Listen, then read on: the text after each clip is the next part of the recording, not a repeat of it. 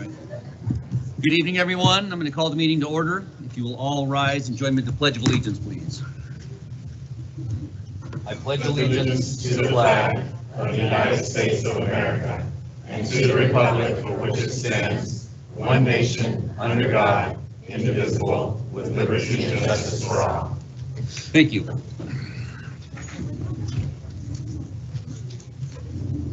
Okay, lots of people in the audience this evening. We're going to start off with special recognition, winter sports and activities.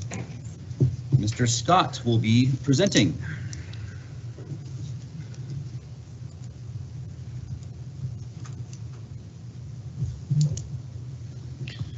Good evening. Yes, we are glad to come today and spend some time recognizing both our winter sports finalists, and also we've decided, based on community input and just because we thought it was a great idea, to also include activities and recognizing activities, particularly for those teams that have achieved excellence. And so we are glad to have some of that recognition tonight as well. So I'm going to be turning it over at each segment to our athletic directors from each of our high schools to introduce their respective sports and activities to you. We'll start with Kennewick Athletic Director Kyle Cowan.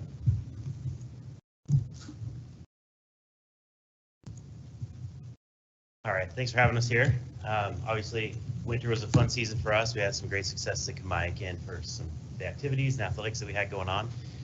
So a few people we have with us tonight for Kennewick is first our bowling program, and our assistant coach Amy Biglin is here to help talk about bowling, and head coach Scott could not be here because he's also coaching baseball his third season. But let me introduce Amy to present bowling.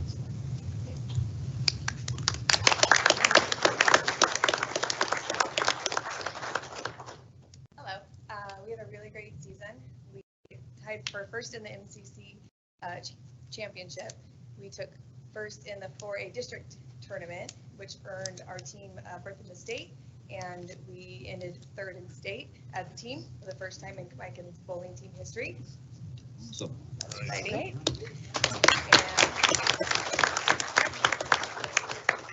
Hayden Bennett, she earned her second state championship as the individual in the 4A state bowling, so back-to-back state championships.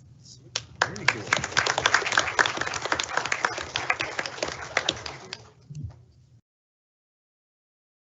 We have a bowling team here too, so do you want them to stand? Or? Yeah, absolutely. Front. Stand up.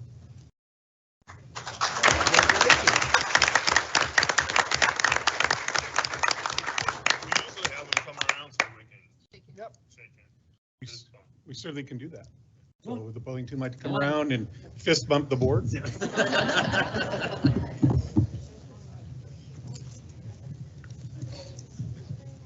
Whatever makes you happy. Yes.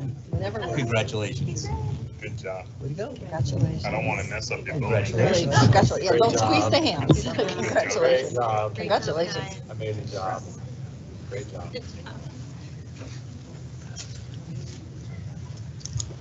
Okay, also with us tonight is our math club. So we have our math advisor, Alyssa Adler, here to talk about the math club and their state championship this year.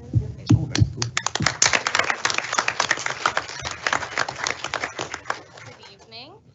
So I've got the whole math team here, all but, what did we decide, two members? Two members. So we've had an amazing year. We placed first at, well, so let me back up, sorry. We compete in two leagues, which is kind of fun for us. And so we have the Math is Cool League, and then we have the Washington State Mathematics Council that hosts its own set of competitions. So at the Math is Cool regional event, we placed first, which led us to state. And then at Math is Cool state competition, we also placed first. Most notably, though, we beat Hanford at both competitions.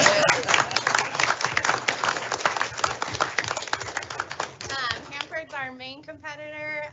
We're the only Kennewick school that fields a math team or competes with them, and so we compete against the Richland schools, and Hanford has the best team throughout the last few years, so we always try to beat them. And then at the Washington State Mathematics Council, we only had the regional event, but we also placed first for their team portion. And then we were able to place second and third for what's called the topical. It's a multiple choice team event. And then we also had 2 individuals qualify for the state round in this like sudden death, high pressured mental math competition. So we're excited to send those on to state on April 22nd. So yeah.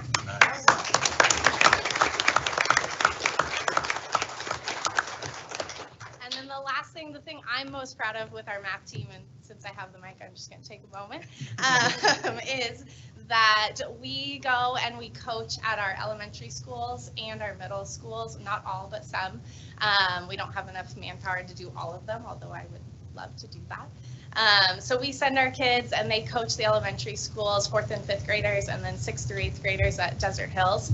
And we coach them up once a week. We go into the schools and go work activities with them and go through practice problems. And then when the competition comes for them, our kids are there, they're at the competitions, they're coaching the kids, they're proctoring the exams, they're writing the questions for the tests. We vet the questions for the kids. We say, okay, is this too difficult for a 4th grader? Is this not difficult enough? So we write the questions, we go and coach, we help out. We are supporting the Math at School program. It's not our program, but we support the Math at School program by building up these teams in the elementary levels and the middle school levels. So we've been able to do that at Cottonwood, Amon Creek, Vista, Lincoln, and then also Desert Hills. So it's been a super fun last 4 years, and we're sad to lose our seniors, but we're hoping that all of these things continue for the future.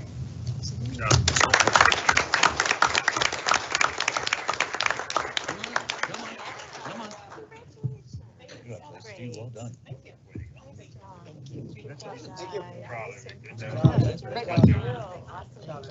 Great work. Great job. Thank you. Great job. Congrats. Congratulations. Good job. Great work. Good job. Thank you so much. Yeah. Good job. Way to go. You're very welcome. Way to go. Good job. Thank you for your work. Good job. Good job. Awesome job. Okay, so next we have Kennewick High School. So I'd introduce Kennewick High Athletic Director Anna Harris to introduce their state finalists. Hello, we brought back our state bowling team.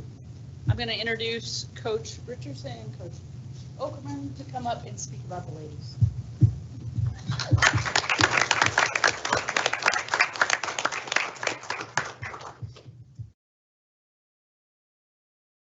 My name is Tom Richardson. I'm the head coach for Kennewick High School. Thanks for having us here tonight and recognizing these young ladies for their accomplishments. We had a great season. We had 20 girls come out this year for the program. We finished the season with 20 girls. I think we started a little more than that, but we finished with 20 girls. We tied with Kennewick in the MCC. What a great battle that was, and a lot of fun bowling against them. And then we won our districts, which sent us to state, and we brought back a second place finish this year again. So next year, we'll bring back the big trophy. That's all, right? That's what we're looking forward to. And this is Diane Okerman. So she's my assistant coach. She does a lot of help with the program. And she's a teacher at the school. I'm not, so it really makes it so that she can connect with the students there. So I really appreciate your support for us. And we've got the 7 girls here too. So,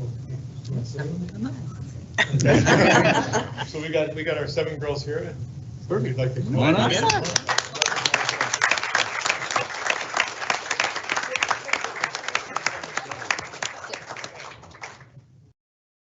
Congratulations, well done. Good job.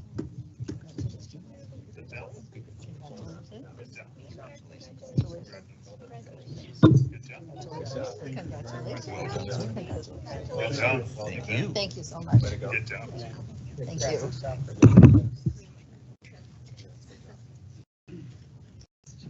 Okay, and last but not least, Southridge High School Athletic Director Rick Wells. Thank you. Why are they clapping for me? I didn't do anything. So thank you for having us tonight. we have a couple of wrestlers. It doesn't look like one of them was able to make it, but I do have one of them here. And I'll talk about both of them here because wasn't able to get their coaches here. So we have our young man that isn't here tonight is a two-time state championship wrestler by the name of Jacob Chapa. He's won in 2 different weight classes 2 years in a row. He's a junior and he'll have a chance to be a three-peater next year, which is awesome. And the thing that I just want to tell a quick little story about him. He'd probably be embarrassed if I told him about this.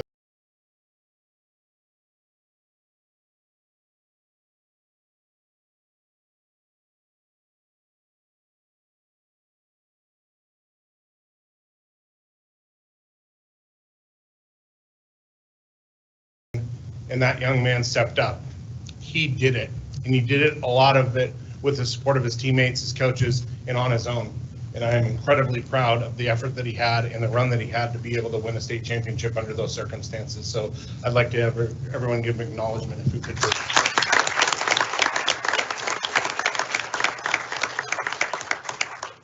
And then second person I'd like to acknowledge tonight is here, and his family's here. His name is Trevor Hoops. If he could stand up here real quick. Trevor Hoops finished 3rd in the heavyweight division this year. Nearly was able to win a state championship for us. But the thing about Trevor that's the most important thing more than anything is he doesn't even realize how much of a leader he is and how much impact he has in our school. He plays 3 sports for us. He's a leader on our great football team for us this year. He's going to go play college football next year. He's going to throw for us in track.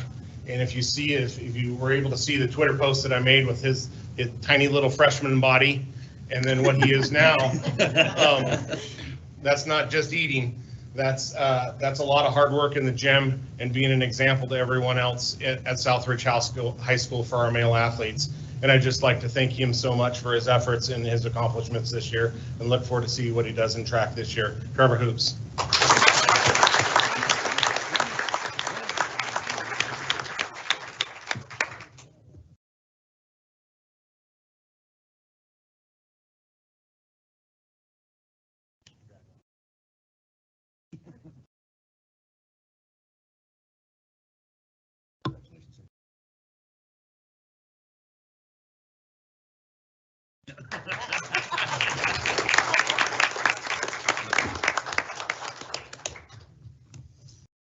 Very cool. Thank you so much, and congratulations to everyone. So glad you guys could join us tonight. Next on our agenda is School Retirees Appreciation Week. Dr. Pierce will be presenting. Yeah, we'll do that. Okay.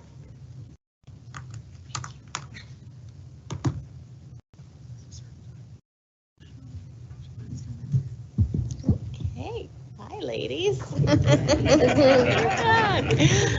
This is always a great opportunity every year to recognize our school retirees. And we are super fortunate because we've got the Benton Franklin School Retirees Association in our backyard.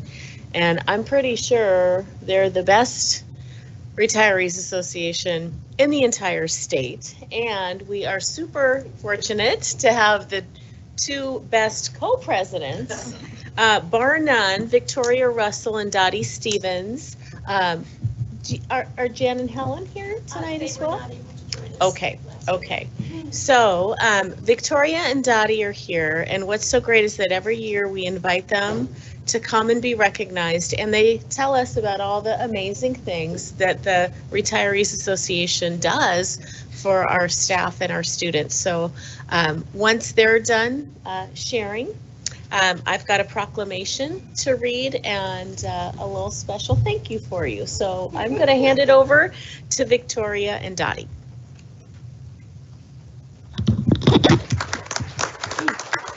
Thank you. Thank you, Dr. Pierce. It's always a pleasure to be here. I am Dottie Stevens, and I was a long-term employee in the Kennewick School District, 34 years. And I had the privilege of then joining with the Washington State retirees and now the Benton Franklin retirees. And I'm here with our co-president, Victoria and she was a long-term teacher at Hanford. Her children attended Kennewick. Her grandsons, keep going, we're going to keep going. Her grandsons are over there at Amon Creek. There you go. So our organization is made up of 800 members, retirees, and they're school employees. They can be teachers, they can be bus drivers, they can be secretaries, they could be administrators, which was my area. Anyway, our big thing is we're supportive of kids and staff, and we go out and philanthropically, we do mini grants, and it just turns out that most of our 20 mini grants go to the Kennewick School District. And it's everywhere, elementary through high school. And this last year, the big winners were at Amon Creek. Oh, go figure. Do your kids go to school there? Oh, there you go. And last year, the big winners were Sagecrest, but it's moved throughout. It's things that teachers take money out of pocket, and they can have $300 for a well thought out project, and we fund them. In addition, we do future teachers, and we do a lot of scholarships, 16,500. So anybody out there thinking of being a teacher, we're supporting at Central Washington University, Eastern Washington University, WSU Tri-Cities Heritage, and we're thinking of CBC because they are now offering a bachelor's to K-3 teachers right here at a reasonable price. So it makes us very excited to be able to support that and to support you. Okay, Victoria, let's hear a little support here. Thank you. When I came here in 1992, I started subbing in the Kennewick School District, and we moved in the Kennewick School District, but Richland beat you to the point.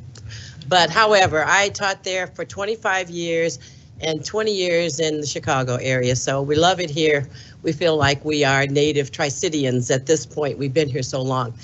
I was a member of Benton Franklin School Retirees while I was teaching, and they call us active. So I joined somewhere in 2004 and 5, and they haven't let me alone since then. And I keep, every time I turn around, I'm doing this, I'm doing that. And the next thing, Dottie had me running for president.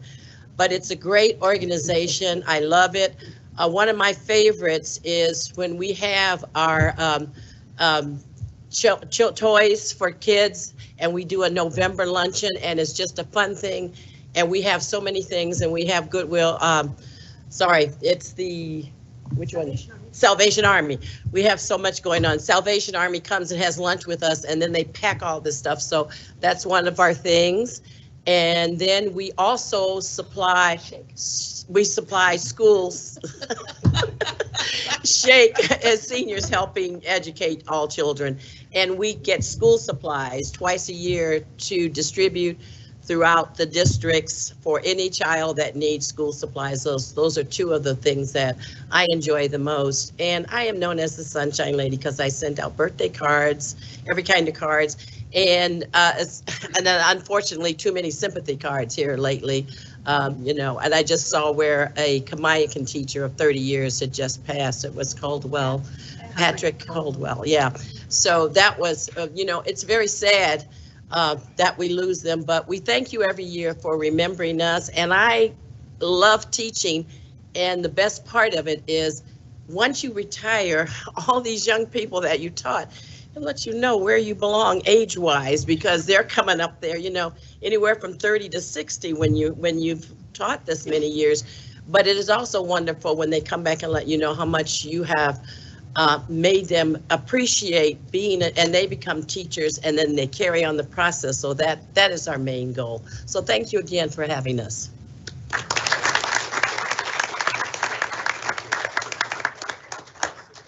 Don't go away, stay right there. Okay. So I'm going to read a proclamation from Governor Inslee recognizing School Retirees Week. Whereas Washington State recognizes the accomplishment of all retired school employees, and whereas it is important to acknowledge the importance of educating and assisting school retirees in meeting the special challenges retirement brings and work to improve their general welfare, and whereas school retirees and organizations like the Washington State School Retirees Association aid in advancing education by supporting high educational standards, And whereas school retiree organizations such as WASRA promote group and individual involvement in charitable projects and activities, sponsor scholarships, and maintain interest and participation in educational and community activities. And whereas retired educators are encouraged to remain active in the education profession through volunteer activities associated with learning, now therefore I, Jay Inslee, Governor of the State of Washington, do hereby proclaim March 20 to 26, 2023 as School Retirees Appreciation Week in Washington. And I encourage all people in our state to join me in this special observance, and this is signed by Governor Inslee. So, thank you, ladies.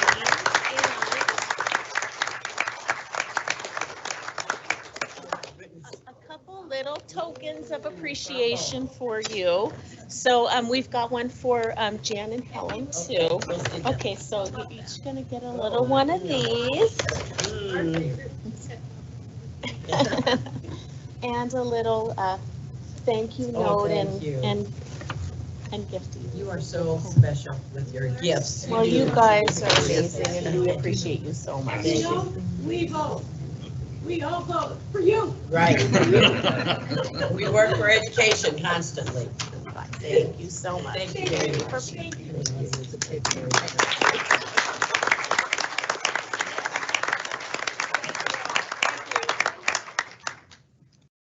Thank you, ladies, for the work you're doing. We really appreciate it. Okay, before we move on, London is absent this evening, so can I get a motion to excuse London from the meeting tonight, please? Motion to excuse London from the meeting tonight. Perfect. Can I get a second? Second.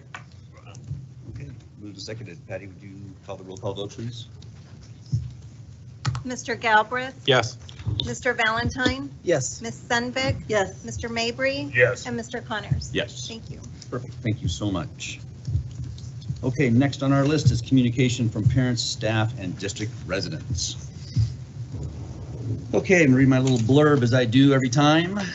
The board appreciates hearing from parents, staff, and district residents. At our regular board meetings, the board of directors provides an opportunity for communications from parents, staff, and district residents. This time is reserved during our working meeting for the board to listen to comments, input, and information. The board does not respond to comments provided, as our goal is to listen and learn. As appropriate, the board will ask the superintendent and her staff to look into any issues raised. Please note, it is important for all community members to feel welcome and safe during the board's business meeting. During the public comment period, please refrain from any positive or negative expressions, such as clapping or booing, in response to a person who is providing public comment. If any audience member has any concerns about how they're being treated by another attendee, please contact a cabinet member to report the issue. The board does not take public comment on any issues related to personnel or individually named staff members at a board meeting. However, you can email the board with any such comments.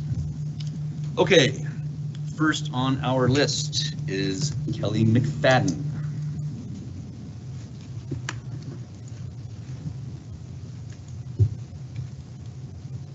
Good evening. Thank you. My colleague Michelle Melville has gifted me her time this evening. My name is Kelly McFadden, and I'm currently the Washington State Elementary Music Educator of the Year. But more importantly, I've been teaching music to the incredible students at Vista Elementary for the last 16 years. I am a parent of a second grader at Vista and an incoming Vista Viking kindergartner. Our specialized content teachers are currently facing a problem. Due to an imbalance on enrollment at the elementary schools, the district has decided to present 16 specialists at 4 smaller enrollment schools with the options to reduce their contracts, seek 1.0 employment elsewhere within or outside the district, or travel to a larger enrollment school to pick up additional class sections and fulfill their 1.0. A specialist task force met throughout this year to come up with solutions for this problem and presented several options that were all met with unwavering no answers from the district. The current proposal is what the district initially planned to do as of May 26, 2022, and we ask that you reconsider this decision. In my own school, I've experienced 16 years of enrollment fluctuation from 340 to 625 plus students, and the building has always been trusted to make sure that the specialist workload is adequate and meets the needs of the school community. This decision is not in line with the district's strategic goals. Our goal says we will conduct a boundary review study and process to determine if school boundaries need to be adjusted to balance enrollment between the elementary schools. This acknowledges that balanced enrollment is necessary, and it was the first suggestion made by the specialist task force. Yet we're told that the upcoming boundary change may not fully address the problem of imbalance, meaning that the situation with traveling specialists could become a long-term operating procedure from this point.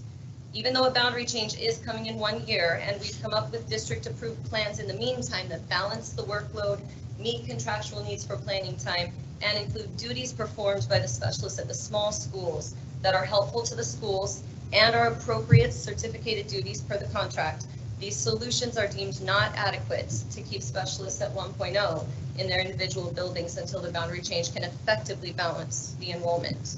This is disruptive for our students. Our plan says our students are well known by their teachers, staff, and each other. But research shows that students who are impacted by poverty and trauma require significantly more support from their trusted adults in order to thrive in the learning environment. So when we travel, a lack of long-held relationships of trust with specialists that our students are accustomed to and that they rely on in order to feel safe and express themselves and achieve their highest potential can create an environment prone to many more negative interactions, feelings, and behaviors. Bringing teachers with unique pedagogical methods and strengths into schools with their own established approaches creates a lack of continuity for our students in type of instruction, in learning modalities, and skill building. And this will particularly be a problem because we have to fix this or change this, at least somewhat, after the boundary change in 1 year. If specialists are no longer able to offer programs such as orchestra, choir, marimba, archery, young scholars, and other clubs that enrich the students' experiences in the same way due to schedule limitations and traveling, we're widening the gap of opportunities between our students in lower socioeconomic demographics and those from more affluent demographics. This decision leads to a lack of unique supports that are offered by specialists at small schools, which will be felt most acutely by our students who are experiencing trauma and poverty, such as check-in, check-out, structured recess, other MTSS supports, identifying students on the cameras for various incidents that may occur in buildings, and covering for teachers at the last minute when they are ill. Alternative teaching locations that have been suggested in these traveling opportunities rather than spaces specifically designed for specialized instruction lead to inequities for our students in access to resources, equipment, and the supplies that support best practices in teaching and learning specialized content. And co-teaching situations such as doubling PE classes in the gym or doubling music classes that are very active in a space can lead to safety issues and the potential for injuries. Please reconsider this course of action and allow elementary specialists to maintain their 1.0 contracts in their individual school communities. Thank you. Thank you. Okay, next speaker is Elizabeth Mose. Did I say that correctly? Moss, I'm sorry.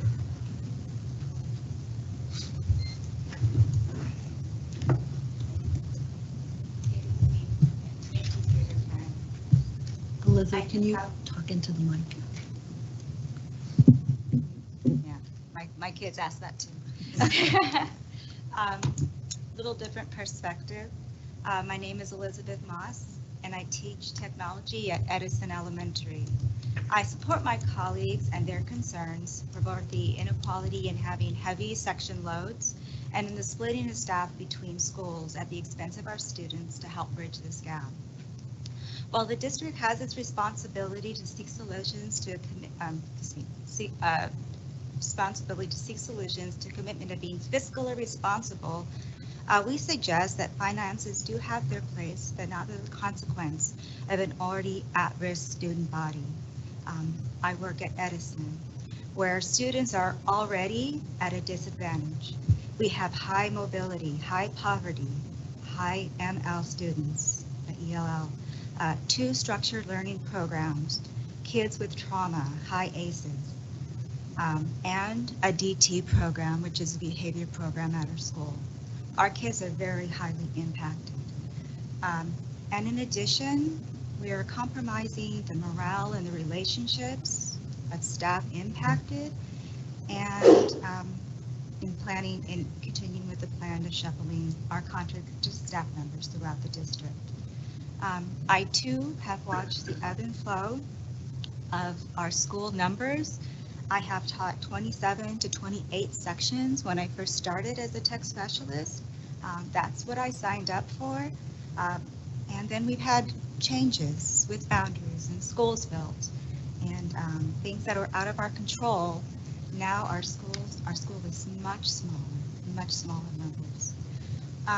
The numbers like any school, excuse me, I kind of shifted here.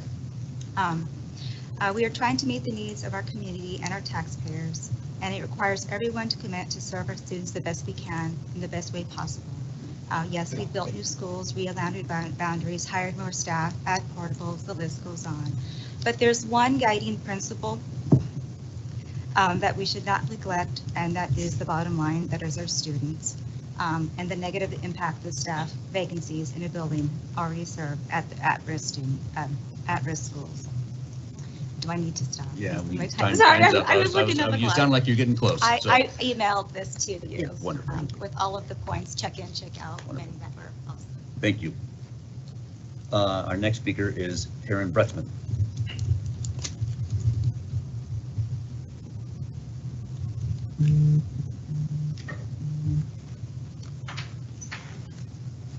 My colleague Jennifer Coe, who teaches technology, has graciously yielded her time to me.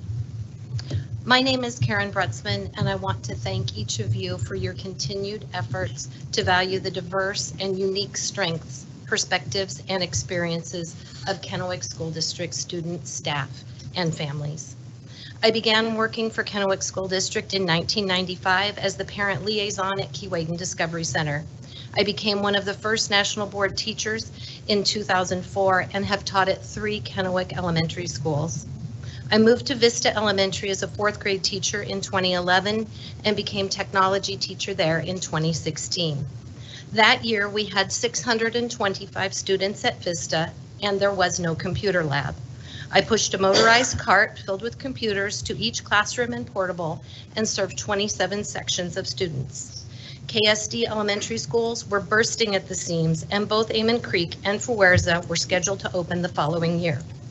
It's now 2023, and KSD elementary schools located in rapidly expanding areas of towns are bursting at the seams, with Ridgeview scheduled to open in January.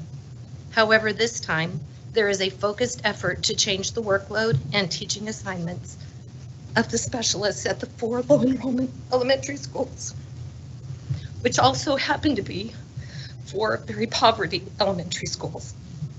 Vista is one of these low elementary schools with only 353 students currently attending. Our population has decreased primarily because of the boundary changes that occurred when Fuerza opened. An additional 75 students are expected to be assigned to Vista when school boundaries are shifted next year. Until recently, building administrators were trusted to make sure the specialist workload was adequate and met the needs of the school community. At Vista, specialists are an integral part of the multi-tiered support system. Examples of shifts in my workload include scheduled time for me to check in with 2 students during breakfast in the classroom. During this time, I meet with the students to set personalized learning and behavior goals for the current day. We also discuss any concerns they might have. Last week, one of my students voiced concerns about a CPS intervention that resulted in a brief placement in foster care the previous night. This particular student is dealing with impulsive behavior and struggles with unstructured time, especially lunch recess. His family life is complicated and he craves adult interaction. He now spends lunch recess with me. During this time, we practice problem-solving strategies and develop social skills through structured play. I meet with both students again at the end of the school day. We add up the points they have earned on their Viking Virtues form and discuss how the goals they set for themselves at the beginning of the day were or were not met.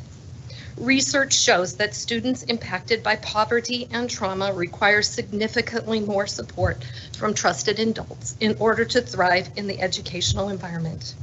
The MTSS system at Vista is data-driven and demonstrates that struggling students who meet with specialists on a daily basis are better able to self-regulate their emotions and be productive in class.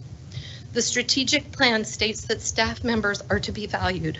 However, after several months of in-depth analysis by the Specialist Task Force with thoughtful recommendations to the cabinet, all possible scenarios that keep specialists like myself in our buildings were rejected. Instead, current scenarios move specialists from our schools where we have developed deep relationships with students, staff, and families for a significant portion of the work week. They place us in schools where we are unfamiliar with the student population, school culture, and teaching resources. This is not in the best interest of our students. Thank you for your time. Thank you. Our next speaker is Lucy Razor.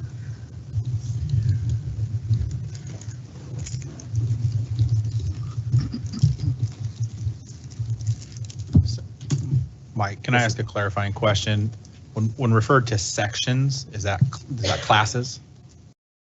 So when they talk about sections, we're talking about individual classes, right? Like how many, sections, classes of per week. their area. Okay. Yeah. What's that?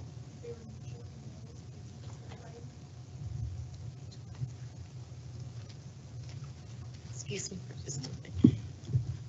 So when in the contract, and I'm looking at my team here to make sure I've got this correct, I believe we refer to them as sections. So for example, how many sections a specialist teaches, and there's contract language for some schools. We've got our two biggest schools have 5 specialists, and the number of sections that each of those specialists teaches during the day. 29 or something. Correct, yeah. Do I have that correct, Rob and Matt, in terms of sections being like class periods that a specialist would teach with students? Okay, thank you. Does that answer your question? Yeah, yes, sorry, I just wanted to make sure I understood. Okay, perfect. I'm sorry. Lucy, yeah, please. So hi, I'm Lucy Razor. I've been in this district for many years as a community member, then as a parent, grandparent, and I do teach. I'm a teacher librarian now at Kennewick. Our specialists are professionals, just as most of our teachers, they and we adapt and take care of the needs of our buildings and our students. That's our job, and we love it. The specialists have handled changes in student numbers and class numbers through building size adjustments and class size changes. They work hard at creating interesting, fun, appropriate, and challenging programs for their students. This proposed change seems very disrespectful and not on par with the quality expected from our schools or the goals of our district. I've always considered myself very fortunate to live and work in the Tri-Cities area, where schools and education are very valued and supported, and they support a well-rounded curriculum. I believe our community funds this and that they expect it to be maintained. I think this is not a good choice, and I would really like it to be reconsidered. Thank you. Next speaker is Jared Bailey.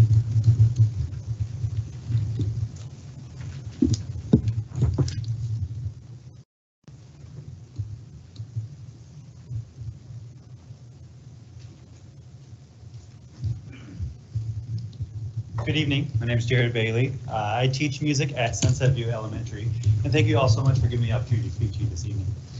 I'm going to speak on kind of disruptive buildings and how this disrupts students and individuals all around. In elementary school buildings, design their schedules to meet each unique need of each elementary school, such as breakfast in the classroom. Specialists run a variety of clubs and programs for our students before and after school that may now be impacted, such as orchestra, we have sports clubs, reading clubs, marimba, technology, etc. Some specialists teach a variety of clubs even up to 5 days a week. This would not allow students to take advantage of an extra day of instruction that they deserve. 4 pairs of buildings that are all unique in their programs and needs will have schedules that are largely dictated by the need of 4 individuals to travel between both schools. This can impact reading blocks, intervention times, special ed pullouts, common planning time, and classroom teacher, or planning time for classroom teachers, recesses, and even lunch schedules. We as teachers will continue to foster respectful and collaborative relationships with professional associations and labor unions to negotiate fair, mutually beneficial, and fiscally responsible collective bargaining agreements. This is not a mutually beneficial decision on behalf of the district when other options that were more agreeable to the union membership and were more considerate of what is best for our kids were presented and turned down without compromise. We as teachers will strive to intentionally infuse positivity into our workplace. The staff are valued for their diversity and recognized for their unique contributions as educators, but teachers did not feel valued or respected when told we would not be afforded any additional planning time for this intricate task. And in addition, we can all figure out something to teach in place of 5th grade specials, which indicated a lack of value for our profession and our expertise. Added stress of learning new systems, programs, building expectations and quirks, plus potentially planning different and additional curriculum is compounded with the feeling of lack of belonging within a school for both the students and the teachers. Lack of long-held relationships of trust with students that specialists are accustomed to and utilizing creating spaces for safe student expression can create an environment for prone negative interactions and behaviors. Teachers are being forced to make hard decisions to reduce their contracts in order to maintain a positive mental health and will result in a loss of income and retirement or seniority. Mr. Bailey, your time is up. Thank you so much. I appreciate it. Thank you. Our next speaker is Lisa Papard.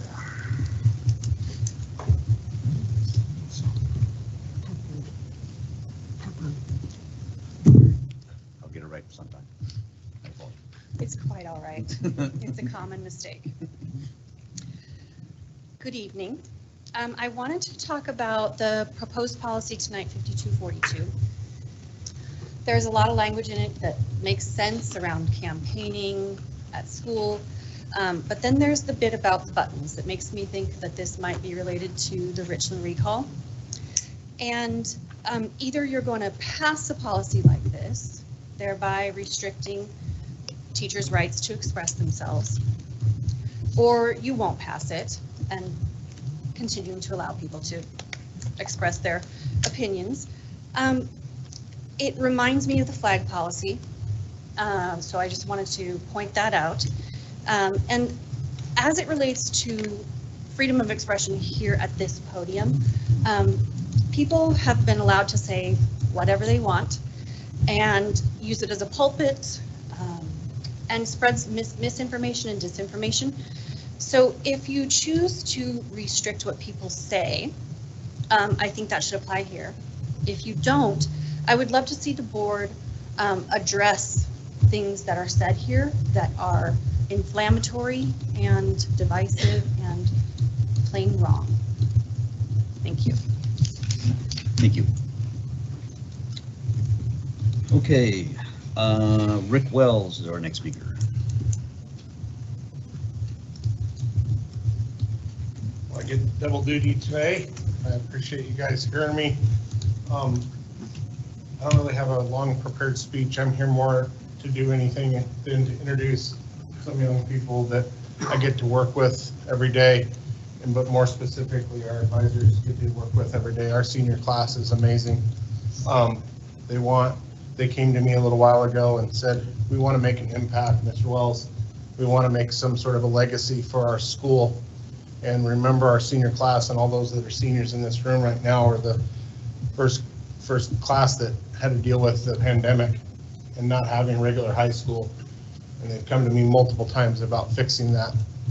And they want to honor one of our postgraduates who exemplifies all of our values at Southbridge. And I could not be more proud. So I'm going to grant the rest of my time to whoever needs it. But I just want to take the time to please consider our petition and/or motion to rename our gymnasium after one of our graduates who exemplifies Southbridge spirit. Thank you. Thank you. Okay. Now our next speaker is Brooke Meinlich. There was no way I was going to get that, so I apologize.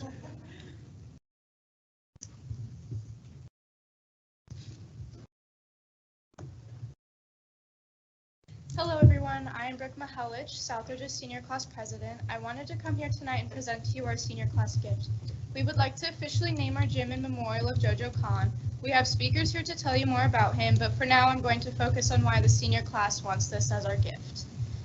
As you can recall, we all went through COVID. The difference between you and us as a senior class is you got all 4 years of your high school experience. This year is our first normal year of high school. No online classes, no 6-foot restrictions, and no masks. Being able to finally see everyone's faces for the first time since we were freshmen. Returning to classes at Southridge in person felt off. It felt like everyone was disconnected from each other. COVID had broken everyone's spirit, and I think many of you can agree. COVID impacted students in a tragic way, changing how we socialize. Now, this brings me to tell you, JoJo was incredibly social, attending all school events. We want students to see themselves like JoJo, attending all school events. This year, our staff and groups of students have been working diligently to return the spirit back to Southridge. That is why we want to officially name the gym after JoJo Khan. And I believe this is the impactful step we need to take to repair our Southridge spirit.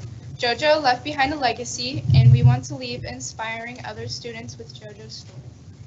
Speaking on behalf of the senior class vice president, Kayla Onema, she wanted to say that JoJo's mom had started a yearly award for students that have shown and embodied the JoJo spirit.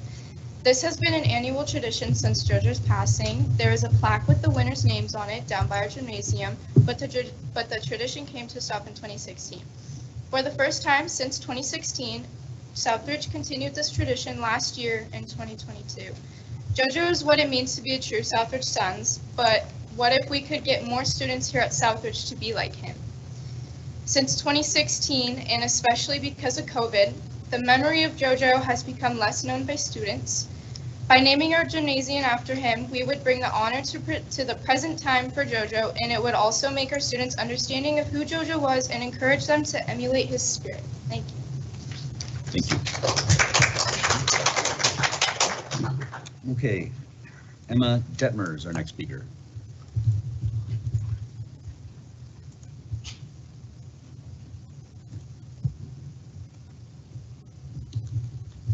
Hello all, thank you for coming and joining us in this meaningful conversation regarding our gym and the proposal to name it after such an incredible individual.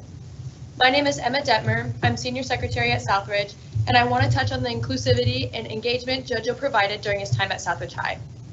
JoJo was known to not only embrace everyone, but to be embraced and welcomed by all his peers around him. If you ask JoJo, I'm sure he would tell you that he's friends with everyone under the sun, the Southridge sun. One of the most vital parts of our high school experience is showing up and supporting our peers. JoJo did just that. He always lifted others up at games and assemblies and went beyond the bare minimum to make sure our culture was filled with fun. We can describe the culture of our high school during JoJo's attendance far more welcoming than we can now. Since COVID, as we previously talked about, the spirit within our school has dropped, and unfortunately it can be seen through the declining participation and attendance in our pep rallies, assemblies, and student sections at games. It is mandatory we address this by teaching and highlighting the story of a young boy who showed up and tossed love around like it was confetti. A meaningful lesson JoJo taught everyone around him is that all students, regardless of their skill level or background, has something to offer and should be included in our culture. Specifically, I want to talk about our special needs community.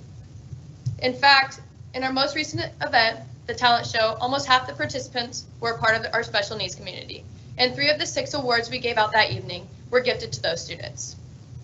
We want inclusivity and engagement to be the foundation of our school, and by naming the gym after him, it gives us an opportunity to build upon that framework and idea of being one under the sun. Because of JoJo and his impact, we have been trying to interact with our community better, doing this through our games, dances, High Five Fridays, Diversity Week, free movie nights, notes of encouragement to struggling students, and other bonding activities that aim to include all students. By naming the gym after JoJo, we hope that when students see his name mounted above our gym, they feel encouraged and inspired to follow in his footsteps by encouraging their peers around them, engaging with others, and going to school events. Thank you. Thank you. Okay, Brady Bostic is our next speaker.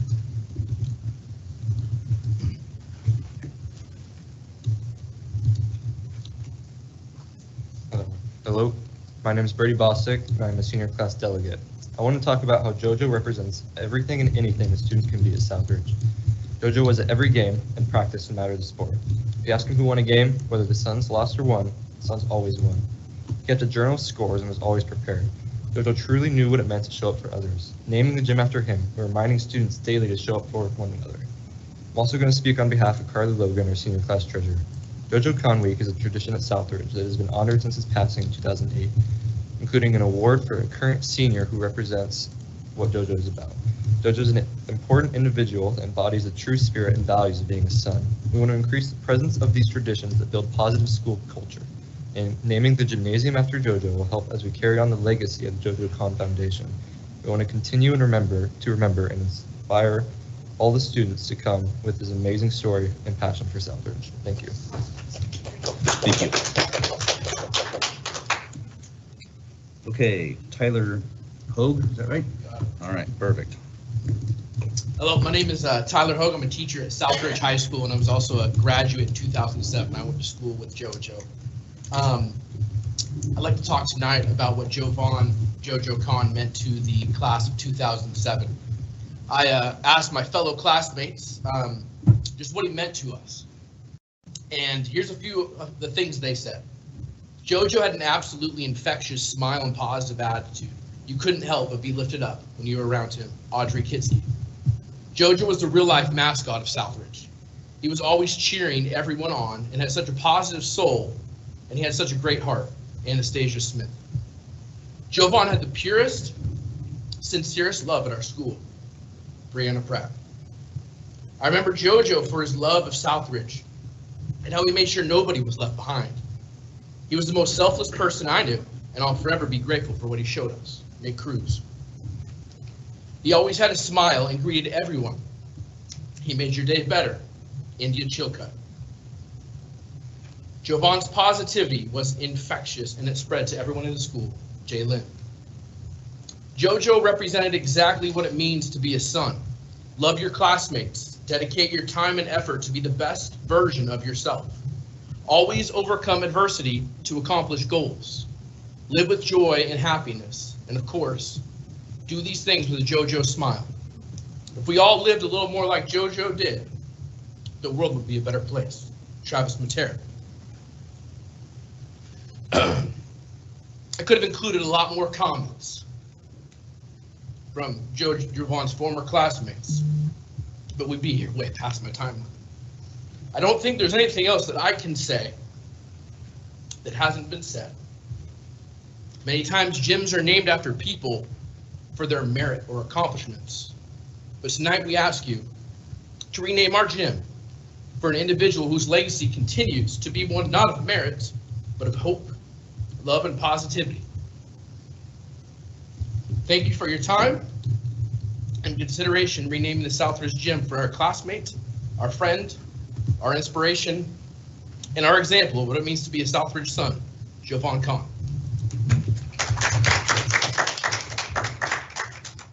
Thank you. Cambry Longacre. Perfect. I wrote our names down. I should have wrote mine before Tyler's. I don't know that I can go after that. So I'm Cambry Longacre. I'm a teacher at Southridge High School as well, the senior class advisor and a Southridge graduate in 2005. So I overlapped with JoJo Khan just 1 year, but all of my siblings overlapped with him, my spouse's siblings, and so they have beautiful stories to tell. So this last month, as the senior class came and collected their thoughts to present to you and share tonight, I asked my family, what do you remember about this boy, JoJo Khan? Do you remember him? And it came out just like Tyler shared, beautiful stories of smiles, high fives, joy, and fun. This common theme emerged of kindness and acceptance.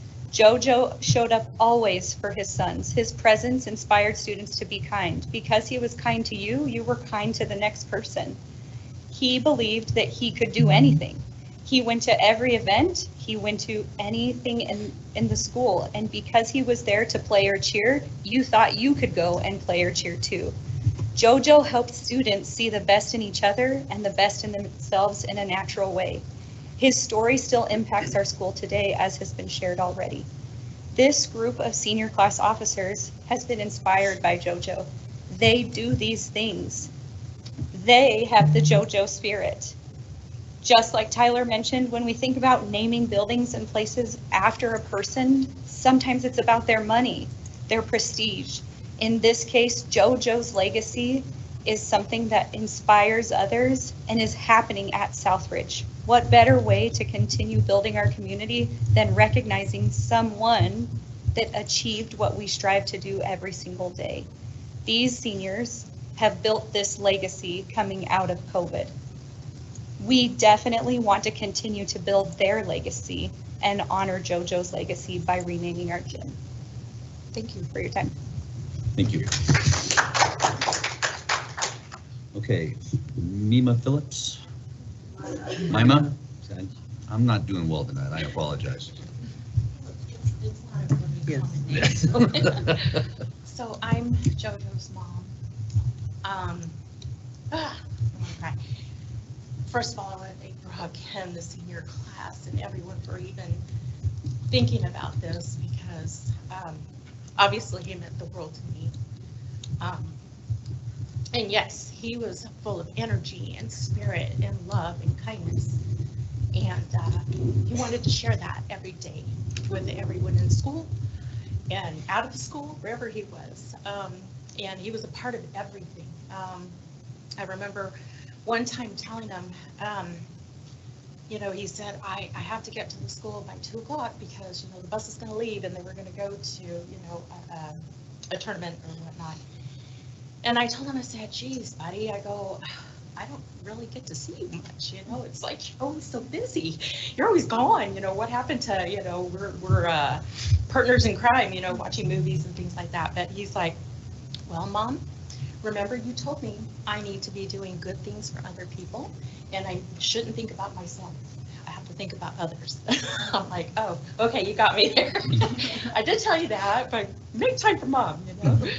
But he kept busy all the time, and anything that had to do with Southridge, he was going to be there. And one way or another, you know, even if I couldn't take him, he was on his bike and he was pedaling all the way to school. He had so much love for everyone. And like she was saying, there was no, how do I say this, division with him. And at his memorial, he had over 1,500 people there. Of all nationalities, all different religions. I mean, everybody was there, everyone was united, and that's who he was. It was really a really hard time for me that day, but I remember just seeing so many people and showing their love for him, and I think that that was a big part of him showing that love to them. So, thank you. Thank you. Okay, Monique Vasquez.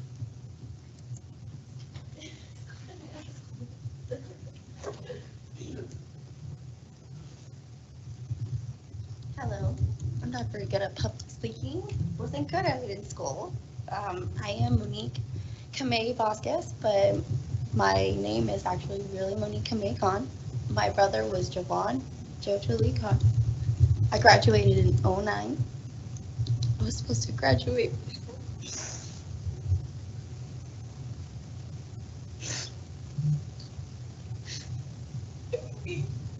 So much for you guys to need that your mother, my brother. My brother.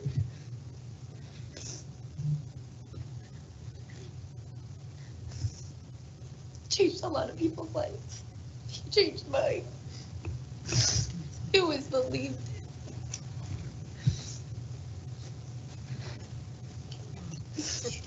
You're okay. Sorry. It would mean so much to you guys to name my brother after that gym. My brother in Stockbridge meant everything to my brother, meant everything to me. Going to school, first day of freshman year, you know, trying to make a name for myself. I was always known as JoJo's sister. Even if I told his friends my name, yep, you're still Jovan's sister. Hey, there goes JoJo's sister. But that was just how it was for me in Southbridge. But my brother changed a lot of people's lives. When my brother passed away, it took a lot of impact on everybody's life. A lot changed the whole, sorry, it changed everybody. Losing my brother was the hardest thing for a lot of people. In school, they didn't treat my brother any different. He wasn't different from anybody. He was just always himself, always going to school, always happy, and going to every game. I didn't go to every single one, but he also took me to prom. That was his prom day, my freshman year. But he did touch a lot of people's hearts and a lot of impact on that. Sorry, I kind of brain bubble a little bit. But it would mean it very so much that my brother me would be after that gym. So I visit that gym I go to Southbridge and visit just to go see my brother's picture and see my brother's plaque. Because it just brings back memories, because I don't really talk about my brother that much, because it's very hard for me.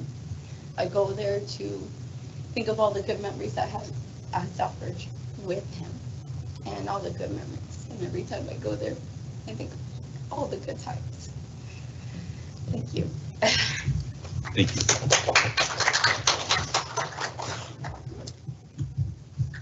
Okay, I have Dottie Stevens. Dottie, do you want to speak some more? I think they took off. Okay, that's what I thought. Okay. Next speaker is Sandra Lee. Okay, thank you.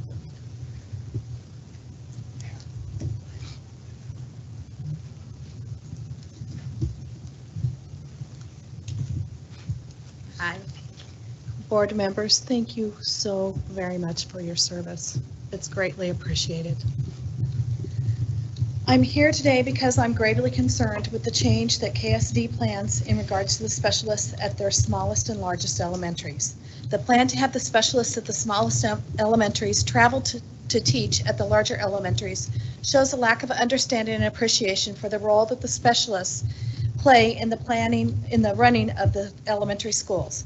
Not only do we teach in our specialty area, in which we spent many years and money and time going back and getting our credentials and our education. We are the glue that makes many of the exceptional things that happen in our schools. We are the ones who are there to set up and take down at assemblies at our school. We are the ones who plan and coordinate many of the special programs. Some of these programs include author illustrator visits, Jump Rope for Heart, Jogathon, Field Days, Read Across America Week celebrations, Battle of the Books, Mileage Club, book clubs, holiday assemblies, Choral Fest. And at our school, we are the ones that make the Mustang Market happen. If you take away our time, you take away many of these special programs and activities from our students. When there are no substitutes available, we are the ones who cover that classroom for that day. I love my job. I love getting to see my students year after year. I love seeing the progress that they make year after year. I love being able to build on learning from the previous year. I love being able to provide special programs and activities for my Sunset View students. This planned change doesn't recognize value or allow some of this to happen. I work hard to do the best that I can do, and I am typically one that will add additional things onto my already busy plate. Telling me that my position is not of value at my school squashes my desire to do that. It actually does the opposite. You've heard from some others the concerns, and there are many reasons, many concerns why this change is not a good choice. There are so many questions and logistics that have not been answered and thought through. There are so many reasons why this change is not the best for students. It's not the best for teachers. It's not the best for our elementary schools. Please show us that our students and our specialists in our elementary are valued. Thank you for all your hard work. I appreciate each of your board members and all the time that you put in. Thanks. Thank you. Okay, next speaker is Linda Stevenson.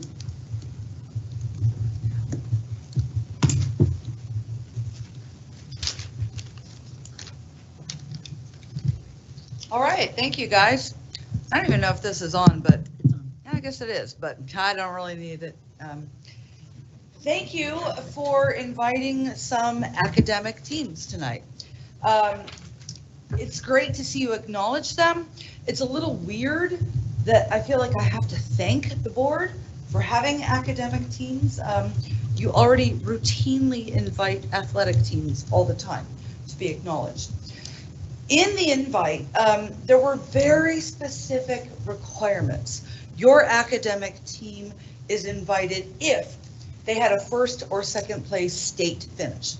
There are a lot of academic teams or clubs that go to state, but maybe they don't get that first or second place state finish, or they don't have the opportunity, to participate in a competition that would give them that place at state.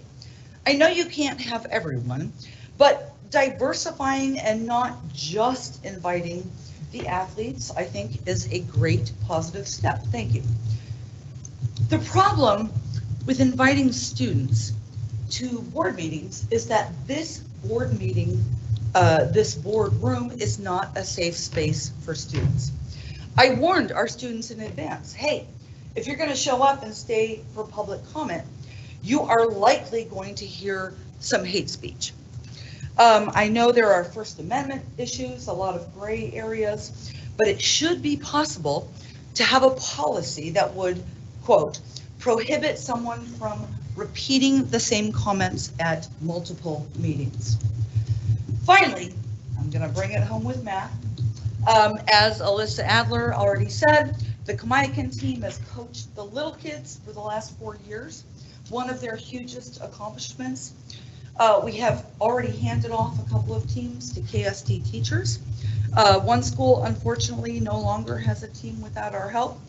My concern is what is going to happen next year.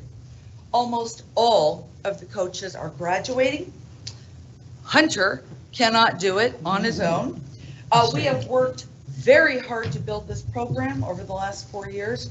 I hope the KSD will find a way to keep this moving and will find someone to manage the program. Thank you. Thank you. Okay, Tina Gregory is our next speaker.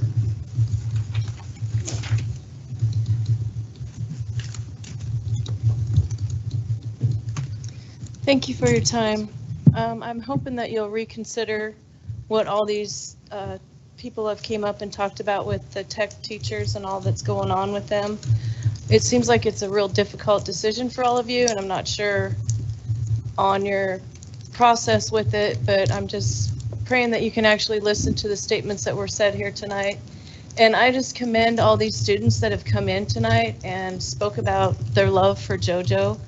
And it's just amazing to see the diversity and love from all different walks, and like they were talking about, all different religions and all of that. And I'm hoping that you'll really consider this, because we do have a lot of things on stature of how much money they donate and stuff.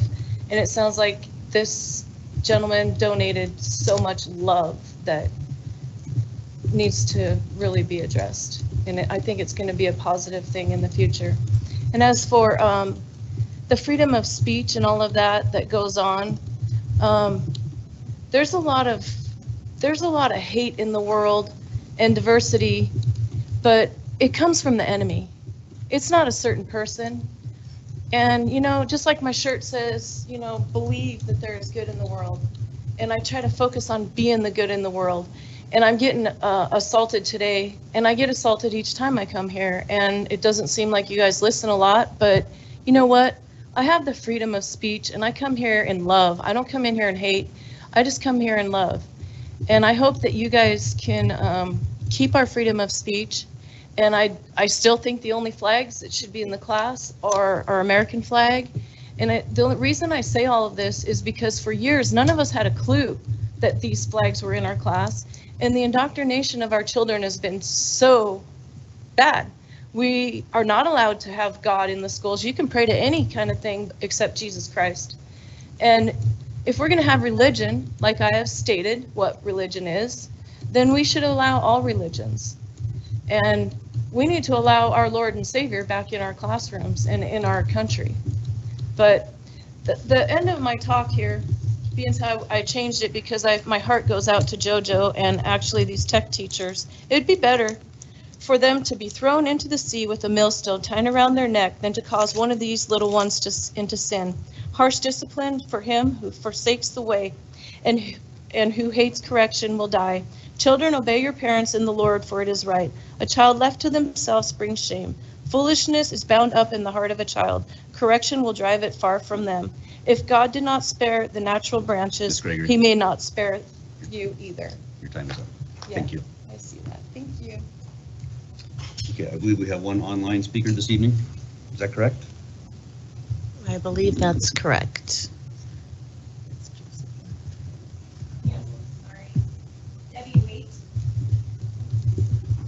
Okay.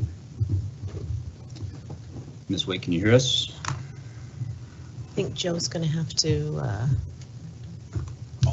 yeah, pick it up here.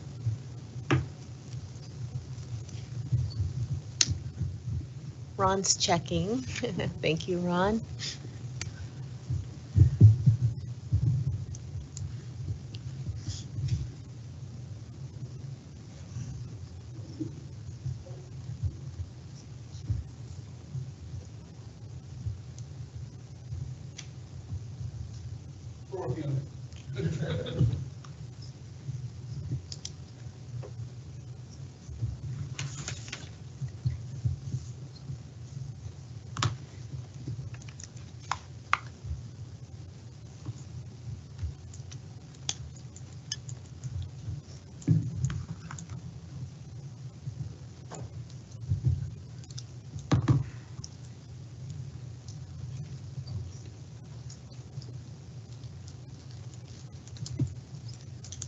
Start telling jokes or something.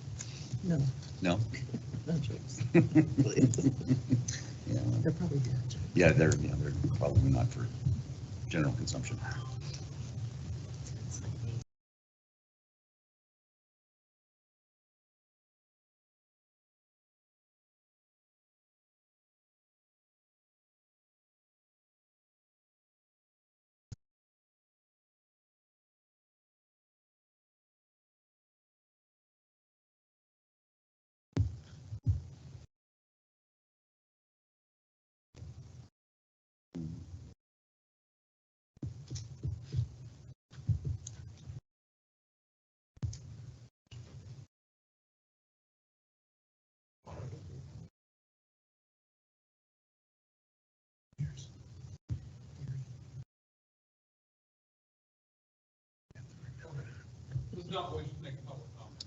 Okay.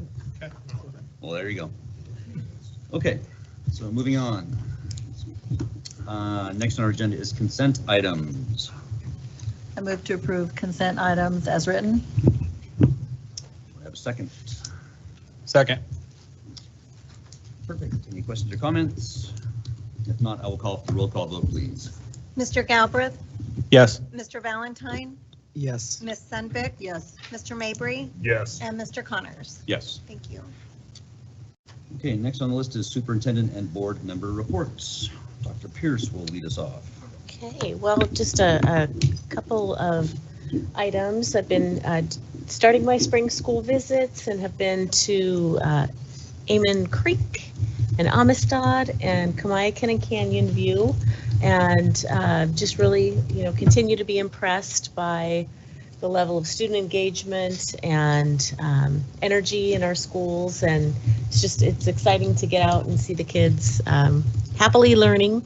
I wanted to give a quick shout out to our Crystal Apple Award winner, Naomi Devers, and we were able to formally recognize her at the ceremony at the ESD a couple of weeks ago, and she teaches family consumer science at Kennewick High School, and one of our teaching academy programs, helping to prepare future teachers. So it's a really great program, and she's an amazing teacher.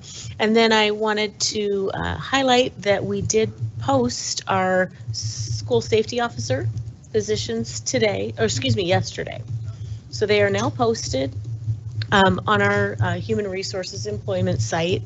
The job posting does highlight the qualifications, which include previous commissioned police officer experience, And we did learn as we were working with KPD on implementing the plan, once a police officer retires, they, at that point, lose their fully commissioned police officer status, but they're eligible to receive a limited commission within 2 years of retirement without having to repeat the police academy. So, to earn that limited commission,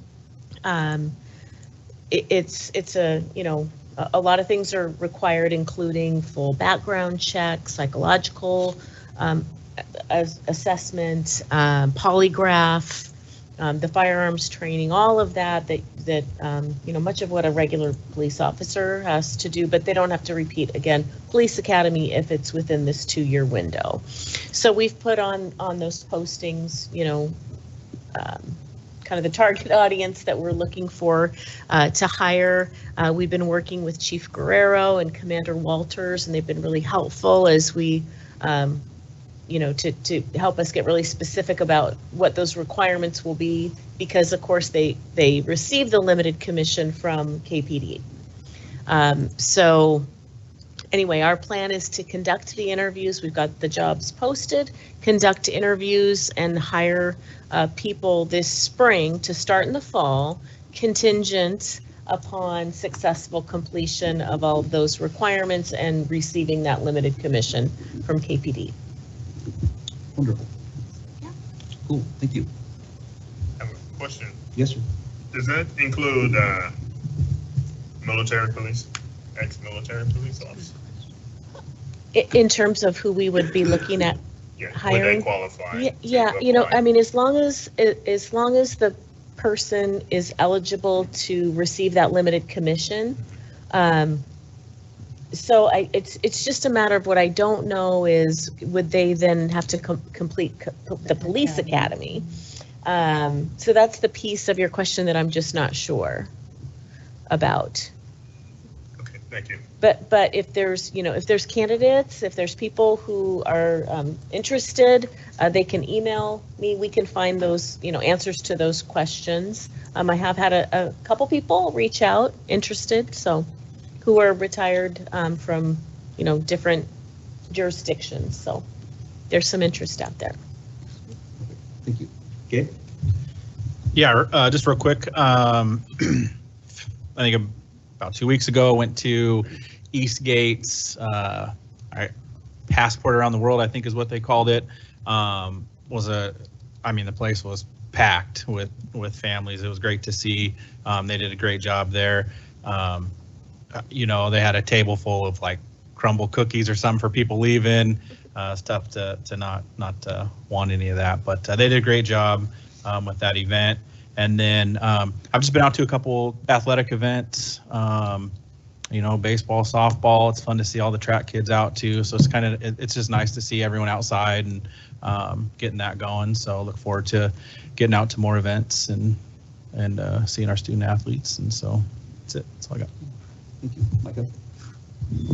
Yeah, my wife and I were able to go into Chinook Middle School, speak with Jake Davis for a while this week, and that was nice to kind of get to know him and to kind of hear his vision and all the things that are happening there. And we talked a little bit of kind of follow up on my daughter about kind of a reading issue that she's having. So that was nice to get to know them. I was in Southridge this week and actually was able to just kind of worked out that I had a really nice talk with Rick Wells, with Ron Williamson. So great guys, good people. And then I had actually this last week, 2 or 3 people, I don't know, maybe one might have been the prior week, but call me about some of the policies that we've been working on or doing, and everybody knows about them. They've been pretty public. The only one person said it was fine if I use her name. Her name was Annika Meisen from the Aberdeen School District. Just getting my take and feedback on kind of what we're doing with our policies and why and how and stuff like that. So that was kind of neat to be kind of that people are seeing what were some of the things we're doing and some of the good things. So it was a busy week, but that's what I have. Thank you. Diane? I gotta go back a page. So I've been at 2 of the WASDA legislative rep networking hours, and those are filled with learning about what bills are coming, and we meet on Thursdays. But on Friday is when everything changes with the legislature, and so like what I could tell you from last Thursday isn't what it's going to be tomorrow. So I'm not going to tell you, except we need to pay attention because things are changing very rapidly. So I would encourage you to go to the WASDA legislative site, and you can look at the bill tracker and see all that. I went to the Mid-Columbia Regional Science Fair, and Kennewick School District only had 1 entry this year, which is really sad because usually we have a lot of kids, but 9th grader Angel Joshi from Southridge, who's a student of Dr. Devagupta's, this was very exciting. She won 3rd place, and there were about approximately 50 9th graders, so she won 3rd place, and she won an award of distinction, and I don't remember exactly what it was for, but it was like coming up with a great idea. And I happened to be there when one of the ladies from Hanford, I don't remember her particular group, came to speak with her, and I was so impressed that Angel, who's only a 9th grader, was so, I don't know the word, just comfortable and spoke eloquently. And I thought, could I have done that in 9th grade? I doubt that, you know. So that was, and she's going to Bremerton on April 1st to the state science fair. So that was very, very exciting. Also went to the ESD Crystal Apple Award, where we got to recognize Naomi Devers, but also one of our previous special ed teachers was recognized as the Chi-B person. So we grow good teachers here in Kennewick. Right after that, I went to the Kennewick High School connecting with our students' mental health that Lutheran Social Services put on. I was sad that no parents came. I think there was one lady that was a grandmother. The rest of them were people who work within our district. And then the 8th LD Town Hall, where we got to ask questions of our local representatives. Racial Equity and Social Justice Coalition of Tri-Cities monthly meeting, getting to know KSD, which was supporting the whole child. I believe we didn't have any community members in that one either, which is sad, but it is online if you'd like to see it. It was very good. MCP has something called, and I didn't write it down correctly, but it's STEM/project night and high school/college info night. This was so exciting.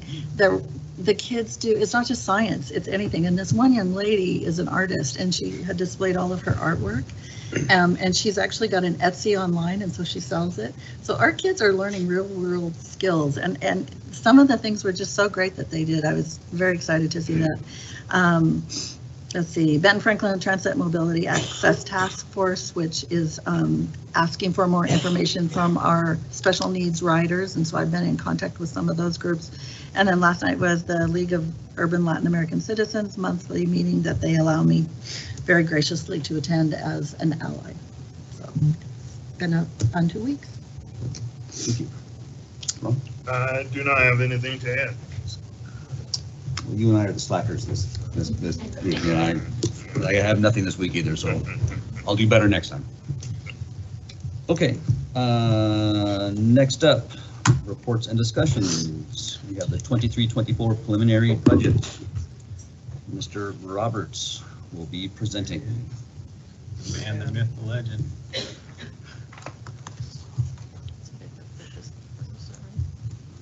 Let's go.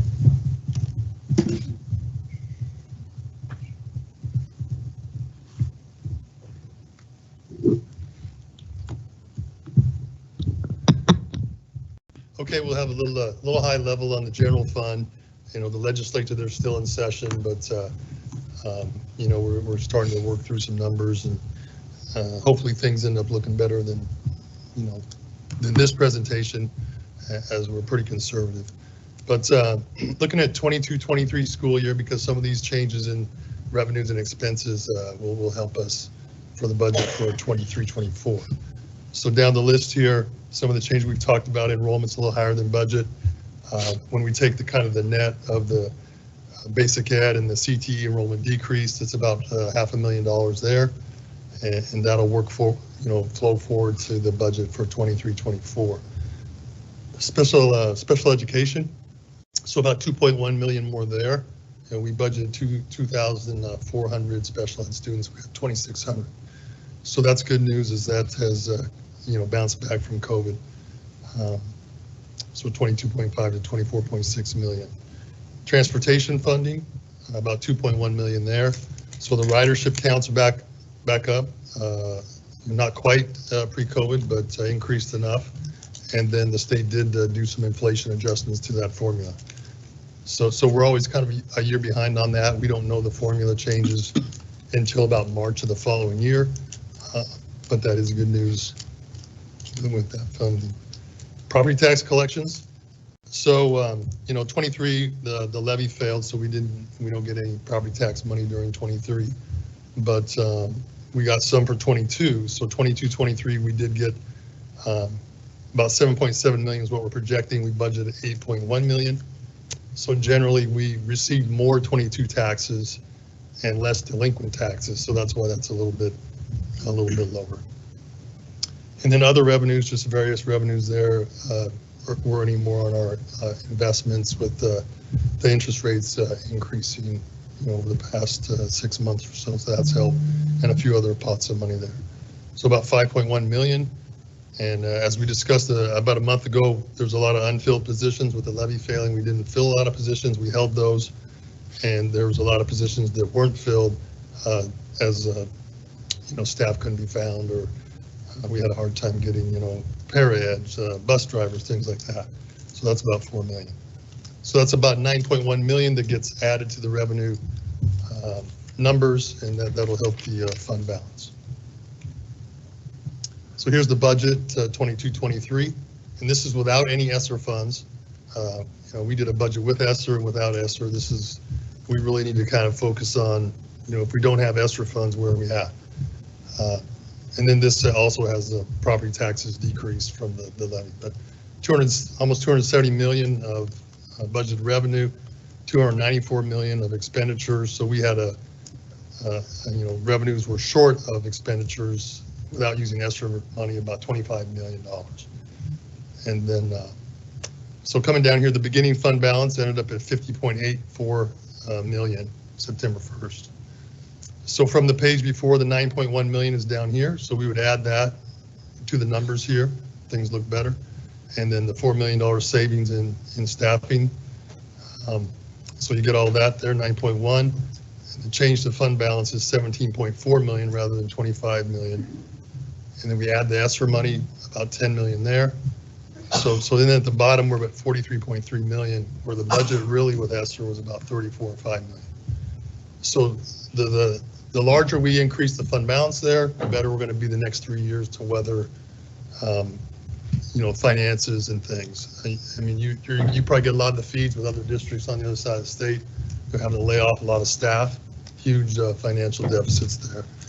So if we can, manage things right, have enough money in the bank, we can ride things out for the next 2 or 3 years and maintain staffing operations. So anyway, these numbers will change a little bit. These are projections. Really, this is probably a low end. This 43.3, probably that's the low end. So it's probably going to be that up to 50 million. So now let's look at 23-24. So some of those changes we talked about for this year, we're going to put those in the budget. Enrollment, we increased a little bit this year. We're going to be conservative, but we're going to at least have 550,000 more there. And then some of those other numbers, the special ed, the transportation. The legislature, they are doing, looking at special ed formula, and the House and Senate both have different budgets there. We're kind of waiting to see where that ends up. Could be anywhere from a low of 500,000 to 1.5 million. And there are some caveats I've seen in the language with some of those numbers, but so we're waiting on that. And with the special ed, 2,400 kids to 2,600. The slide next is going to talk about some staff, and of course they're requesting, some more staff to accommodate some of that increase. So transportation funding, again, we should get what we're going to get this year, and we budget that. There's some inflationary adjustments that the state does that pass through to staff, and that's at least going to be 4.5 million. The health insurance, there's an adjustment there that gets passed through to pay for employee benefits, so that's about 1.4 million. We should get an adjustment on the material supply operating costs. And like I said, I don't know the exact numbers yet because they haven't finished the budget. We're expecting about 800,000. And then there's a phase in of SEL, social emotional type staff, and that's 1.7 million. And there was a big funding gap there. So based on, the staff we have, nurses, counselors, psychologists, we have to pay a certain amount. And then the state added some money to that. So there was a funding gap. Even though they added money last year, they still didn't have enough to fund what we're paying. So it's getting closer. With this money, it's getting pretty close. And then we're looking at, there's a counselor group looking at some things there. What can we do? And then property tax. So in 2024, with the levy passing, we will start getting more taxes. So that'll go up from the budget of 8.1 million this year to 12.38, so 4.25 million. The same thing with levy equalization. Once again, with the taxes passing, 2024 we'll start getting that money again, and it'll be an increase to 5.7. So we're not going to get full funded on that. That won't be till 24-25 when it would be about 13 million. So there's a total revenue change there. And some of the staff cost changes, so we don't have a lot of information yet. We're working through some of that. But generally, from bargaining, putting some staff costs back in the budget, about 1.5 million has to go back in. There's some safety officers there, 1.2 million. And then not really, elementary staff, there really is not a lot of change. We know we need a teacher, a cascade, but generally we have pretty good class sizes right now. We're using ESSER funding to maintain our staff and keep those class sizes at some low levels.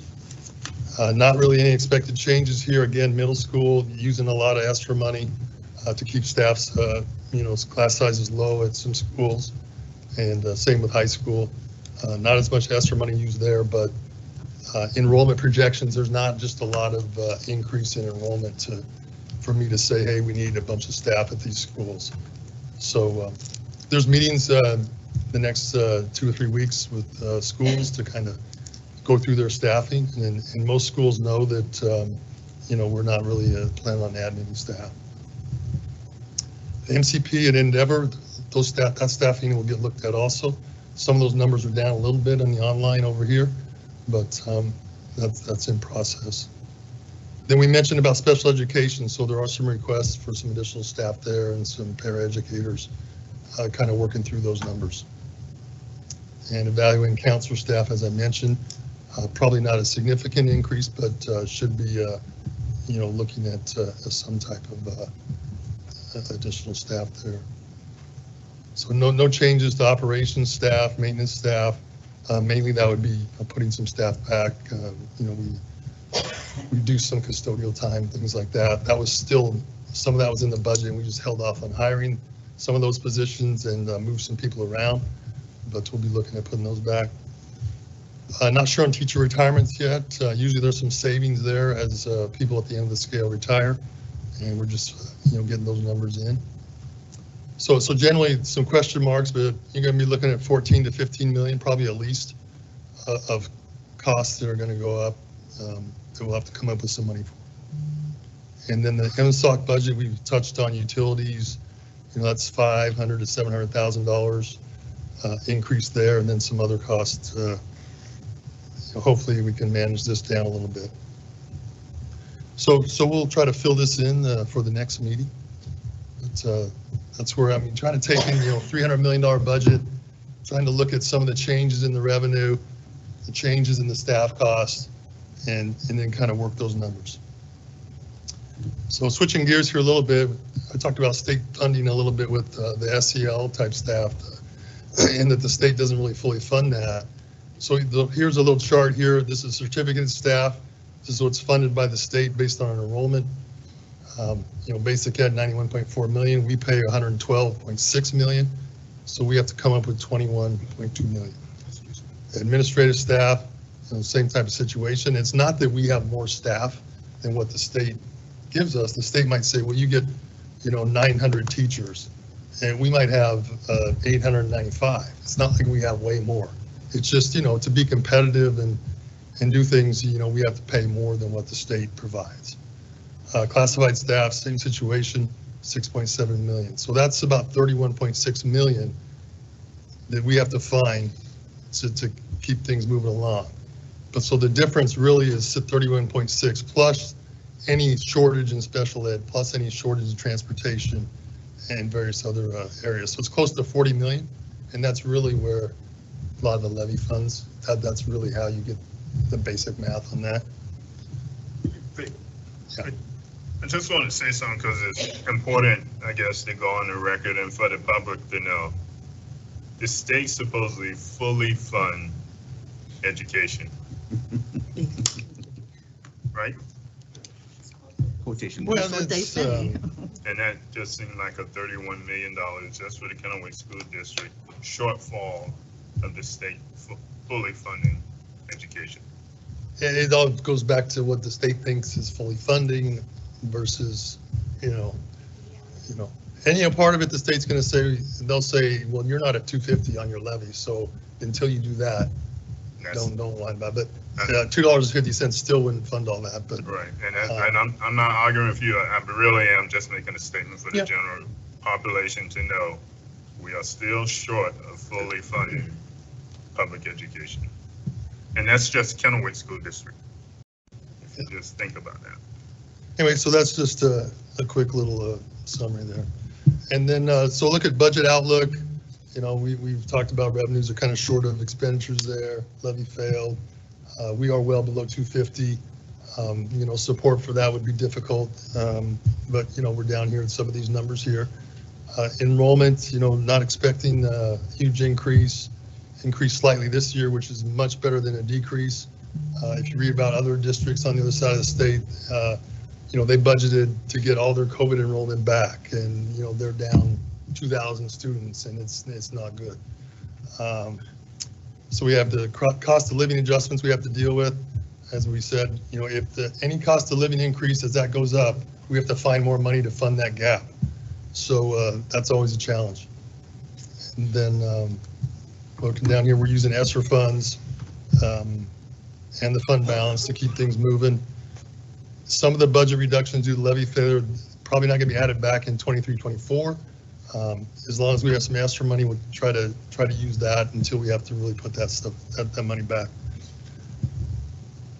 So as I indicated, the ESSER money is continuing to fund quite a few staff positions to support lower class sizes, and that's really been a good thing. We have some really solid class sizes out there. Those positions probably have to be reviewed after the ESSER money goes away. It just depends on how things look. We have the mental health services contract at the secondary schools, and we're trying to add some of that to the middle schools. So that's a challenge after ESSER goes away. How do we keep some of that going? Budget outlook 23-24 and beyond. The revenue's short. ESSER, we're going to try to increase the fund balance as much as we can to weather the next 3 years and manage the budget and the staffing. So then we'll get into some numbers here, and this is going to go back to some of the numbers we talked about. So let's look here at this was the budget 22-23 we're in now. We mentioned this number here, 43.3 million. I'll go back. That's this number right down here, 43.3 million. So that's kind of a revision, and that's going to help things as we go through the years here. But let's go back up here to 23-24. So this is the shortage of revenue without any ESSER money. These are the changes we talked about. 23.2 million is right here. So these numbers increase the, whoops, it's right here, my mouse goes in. So this 23.2, we're going to add that as the increased revenue. Just going to change those revenues. And then we talked about some of these changes here. I didn't go into the details, but I said about 15 million. So that would be, the expenditures are going to go up. Here's the 1.5 million in non-staff costs. So that's about 17.4 million. And we've lost the levy money, although we're getting some back here. Here's the reduction this year in the levy equalization. And then slowly we're going to start getting that money back as we get into 2024 and then 24-25, get a little more money back here, and then it levels off as the levy has fully passed, and we're getting all that money every year. But so down the list here, we've talked about some of these numbers, and then estimating some changes here, cost of living increases, and luckily, hopefully, these will go not be as high. We'll get more revenue. These will be lower, and things will look better. But we're a little better than last year on paper here, $25 million short, 17. And then our real concern is looking out these years here, 24, 25, 25, 26. Generally, we need to be this number. We try to get it to 5 million to break even. Because we can usually manage 5 million and we can keep things going without having to make any drastic reductions. So then here, this 43.3, if we can get the fund balance, use the ESSER, whatever we can to get this up. Every time, if you take 50 million here, you're going to add 7 million to all these numbers at the bottom. So this is the fund balance. This gets a little low. 11.9 million is not going to work. 28 million is. But if we get, say this is 50 million, add 7 million, this goes up to 27 million. This goes up. And of course, we're trying to project things out here. We don't know. The state might give a lot more money, and that's fine. We haven't raised the levy a ton. If the state gives us more money, enrollment goes up, things are going to look a little better. But we are kind of committed here. This is what we're going to get levy-wise. This is pretty set. It's not going to change.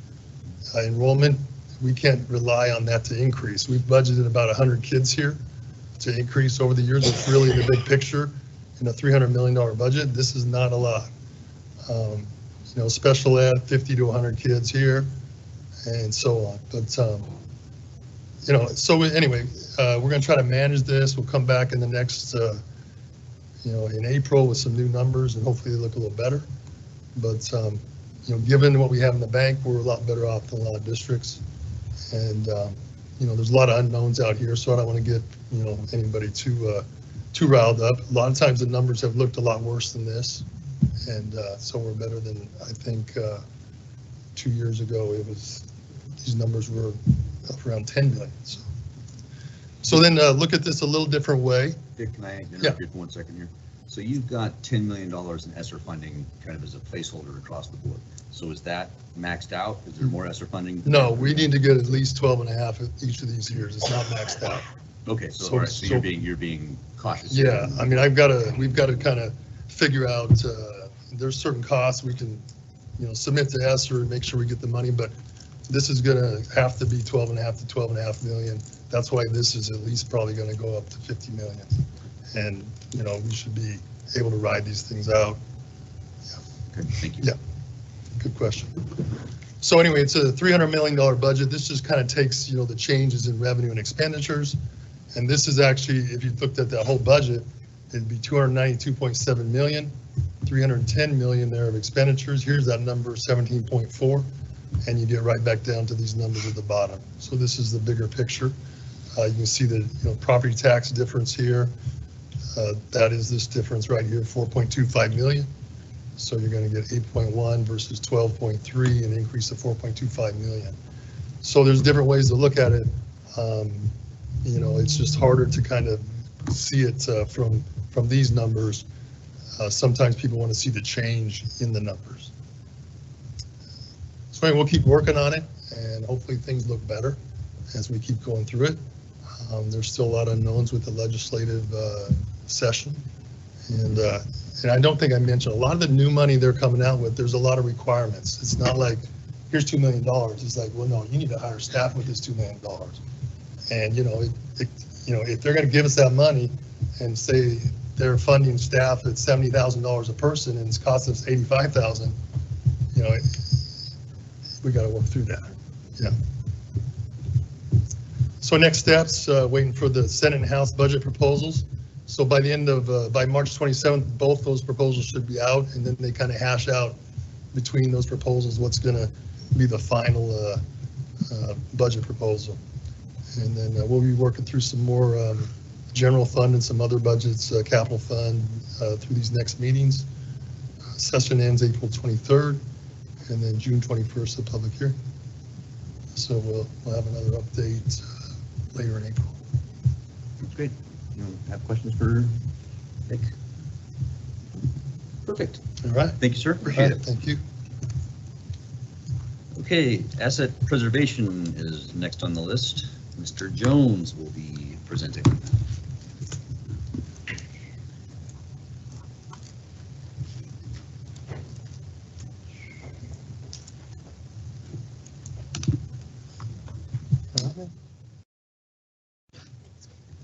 Good evening, members of the board. Dr. Pierce. This is our annual asset preservation program update. If you recall, this is an annual requirement.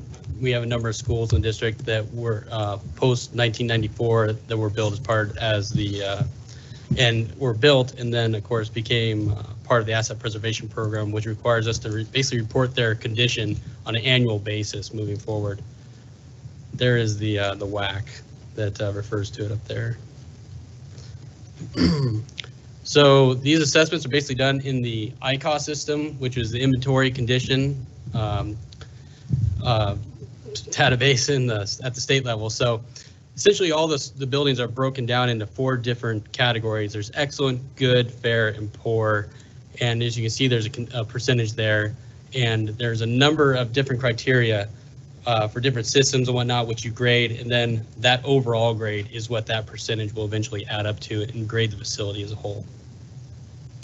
As you can see, 62% right there at the bottom. That's what the state looks at. They want to make sure you're maintaining your facility above 62%. So once you start getting below that percentage, your SCAP funding comes at risk. I listed here, these are the individual schools that fall under the actual asset preservation program. They're identified as asset preservation schools. In this district, we actually treat every school as an asset preservation school. The ICOS system is actually a really excellent tool for just grading the condition of the facilities and kind of targeting future work. Because as you rate these systems, you start to see trends, and then you can look, where are we scoring low? How can we impact the score on this facility? And that helps kind of target your work as you move forward. As you can see here, here's an example of kind of such analysis. As you can see, in 2020, we identified that our HVAC system at Southridge High School was scoring 62%. It was aged, having difficulty finding parts. So as a, HVAC system is a huge part of a building. It carries a lot of weight in the criteria. So an improvement to the HVAC system actually brings it up.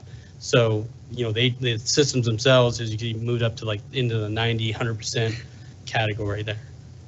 And that of course brought the building up overall.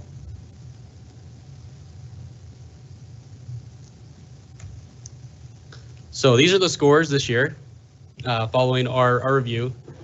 And being that it's kind of difficult to read, I kind of zoomed in on the different categories there.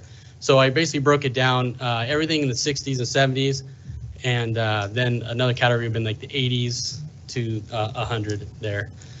Or 80s, I'm sorry, in the 80s, and then it was 90s and hundreds. So it kind of follows what you'd expect. Some of our older schools are on the lower end, and our newer schools are on the higher end.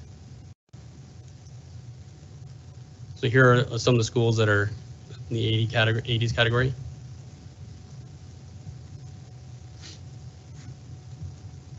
And then as you can see, we have quite a bit of facilities in the 90s. Fortunately, there's not a ton of movement. As you saw, there's only 4 categories. So there's a number of years can go by before any individual system actually gets downgraded. So for a long time, a building may sit what appears to be stagnant, and then you'll have a number of systems that'll kind of reach a certain point in their life to where they'll be downgraded, and then you'll see some significant movement there. So, are there any questions about this slide?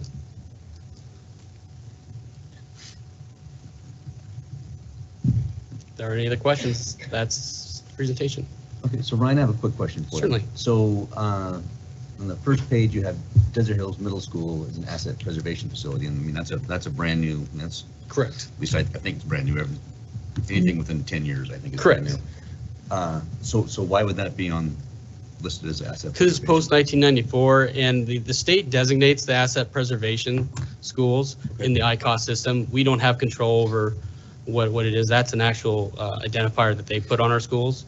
But so basically, it's a good chance that any new construction really ends up on there. That some things don't. Interesting. Yeah, but since we treat every school as an asset preservation school, Okay. You know, regardless what the state labels it. Yeah, because yeah, it's like Cottonwood, Sage Crest, all that. Yeah.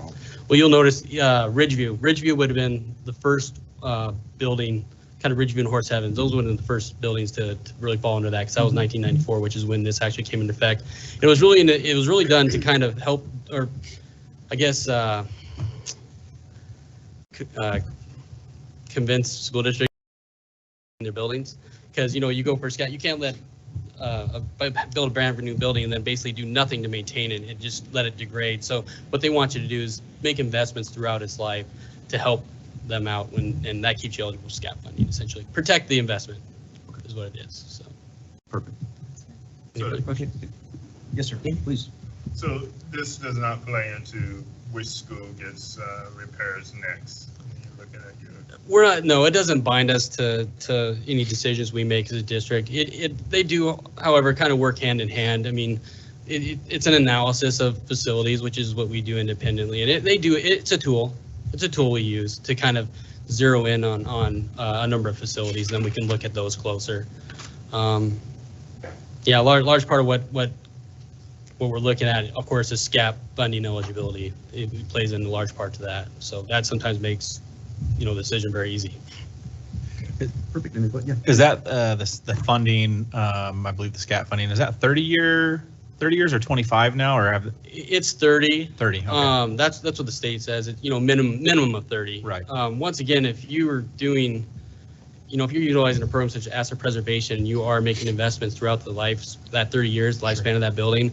Really, by the time you hit 30 years, you may not need major work, because you've made investments throughout. So that kind of gives you some flexibility in what you need to do and address, maybe problems at other facilities and whatnot. So it's more of, I guess, a guideline. Any questions for Ryan? Wonderful. Thank you, sir. Fantastic. Appreciate it. Thank you. Thanks, Ryan. Okay, next on our agenda is the STAR assessment data. Alyssa will be presenting.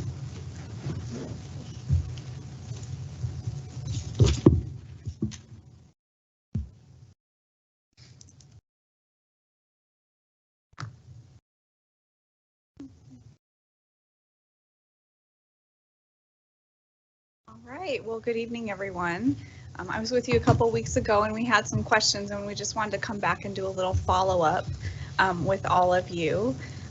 We were talking about different academic growth and kind of a mid-year check-in, which aligns to our strategic plan goals of making progress and annual growth and meeting those grade level standards. So at the elementary and middle, we track a lot of data points. We kind of went over those at our last meeting, and we really want to pay special attention to that growth and proficiency each year, and we've got to look at multiple measures to do that. So at the elementary and middle school level, our annual growth targets are based on student growth in early literacy, reading, math, and that's measured by DIBELS, assessments, MAP, and also Smarter Balance. So when it comes to monitoring the progress, we use several different measures. Schools can use different assessments, instruments to monitor student progress towards meeting these goals, as long as they're aligned to those standards. So we mentioned STAR in the last meeting, and we just wanted to come back with a little bit of information on that because we do have several elementary schools using that to really assess progress monitoring. So just a little overview about STAR. It has universal screeners as well as progress monitoring tools. As kids get a little older, it's computer adaptive. At the very beginning, a lot of the early literacy is on paper to really do a nice job of assessing. STAR has materials in both math and reading, and it takes about 20 minutes to do a assessment. They have them normed, and we can see and predict how students are going to do on annual state assessments based off of these progress monitoring assessments. OSPI recommends STAR as one of the tools schools should be using. There's some nice tools for teachers to analyze and target interventions with STAR. They are aligned to the grade level standards that students are learning in the grade levels. And then we do have some pieces that are nice as well. We've got some requirements for reporting to the state, and the STAR assessment can be used for those. It also has the dyslexia screener requirements built into it. Right now we're using several different assessments and multiple measures in literacy, including the requirements for dyslexia. It's also in Spanish and English. The Spanish is also aligned to those Spanish standards. It's not just translated. So that's a little background about STAR. And we've got some schools who've wanted to use it, and we said, yeah, let's see how it works. So we just wanted to share an overview. These are some elementary schools who are using it in math. And we wanted to kind of point out the growth for these students in the elementary grades 1st through 5th, and the number of students who are taking the test. So in this winter check-in for progress monitoring, we've got our students in 1st grade at these schools. 66% of them have made their growth goals. In 2nd grade, 3rd grade, 4th grade, 5th grade. So we've got a lot of kids taking it, and we're just kind of watching to see, is this a good progress monitor? It's quick. Are we getting the data that we want so we can respond and have interventions for students? And is that I feel like you left on the cliffhanger there. Oh. So Okay. Is it like the last thing you said was What's hard is we don't have enough, because this is the first year really of doing it. So we'll know more in the spring. I will say that the schools that are using it have been very positive, and the participation has been really good. One thing that the schools really like is it's a quicker test, 20 minutes. And so that makes it a little easier to do a little more often and get all kids through. And just with this, I know this is the overall data, but we have the data, and we'll eventually have it to look at those individual schools and see how they're improving individually through this method, right? Yep, we will be able to look at that, yes. Perfect. Yes.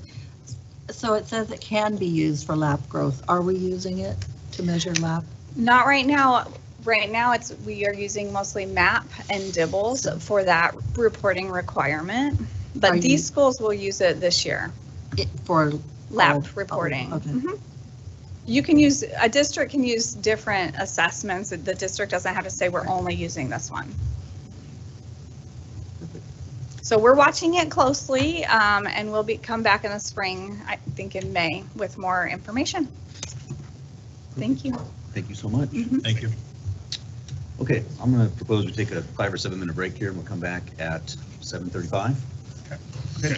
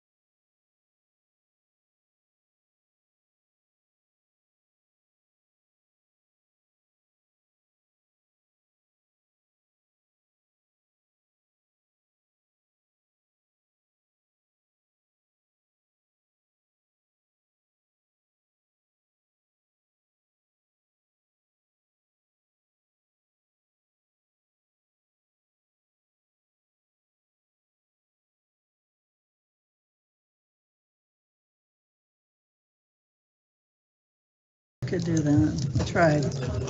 Okay, let's bring the meeting back to order, please. We have no unfinished business, so our next agenda item is new business, is the bus purchase plan. April Heiser will be presenting. All right. Good evening. Okay. So I will start with just going over our transportation staffing numbers. We have 127 bus drivers and 39 bus attendants, and we are excited to be starting another class the first week of April to train more bus drivers. We have 7 mechanics and a shop foreman, dispatchers, secretaries, coordinator, an assistant director, and myself. Right now we have 139 buses on our fleet, and we're expecting to receive our 7 new buses that we ordered last year in August. We have 112 buses currently on our depreciation schedule that the state is still reimbursing us for. We typically always order the type C and D category buses. And those are the largest buses that you can purchase. And it takes the state 13 years to completely reimburse us the base cost of the bus without any district options. And just a reminder, some of those options are our two-way radios, our camera systems in the buses, the automatic chains, strobe lights, the handrail on the right-hand side of the stairwell, and then now, of course, the air conditioning. So 19% of our buses are off the depreciation schedule. We've been reimbursed everything the state's going to pay us. And we don't have a set number of years we keep buses, but most of them are around 20 years. It really is based on if we have major mechanical issues going on with them and is it worth repairing the bus. When we go to surplus buses, we run a report that shows us the cost per mile, and so we surplus the buses with the highest cost. This year we will be requesting to surplus 7 buses that were built in 1997, 2001, 2003, and 2004. The state of Washington passed a clean fuel standard law in 2021 that mandates all transportation vehicles to lower the carbon emissions by 2030. Right now, the Environmental Protection Agency is reevaluating the impact on school buses. We're not sure if they're going to exempt school buses from this mandate, so we're keeping an eye on that. And diesel engine manufacturers are working to meet the low carbon emission mandates in this new law. So we're waiting to see if they're going to be able to get the emissions down low enough. So that one's kind of a wait and see. The EPA did issue grant money starting last year. You had to have your applications in by August of 2022. And it was targeted towards rural and poverty areas. And there are 4 districts in the state that are receiving some of this grant money. It did not cover the full cost of the bus or the infrastructure. The infrastructure was funded at $20,000 per electric bus, and I believe it was up to 6 buses. And the buses were on a rebate. So some of the challenges are the costs to purchase the electric buses and to install the charging stations on the facility. I did go on the state website, and an electric bus depends on which vendor that you purchase from. But the Thomas buses are running $405,000, and a Bluebird is $491,000, and that's without district options or tax and delivery. And versus, I apologize for it. Sure. So versus what is a standard diesel bus cost right now? I'll show you in okay. just a minute. Right, jumping ahead. We're going to get there. I do not have the cost for you on what it would be to upgrade our facility with a charging station. We've not gone out and got estimates for that. I'm sorry, I was just looking for the delta between the diesel and the electric. So anyway, if you're getting there, please continue. I'll get there. I apologize. So our approach will be to evaluate any other grant opportunities that arise and replace diesel engine buses prior to the elimination of this option.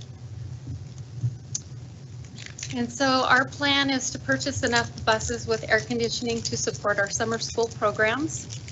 If you approve our purchase of 8 new buses this evening, then we would have 15 buses with air conditioning at the end of summer 2024.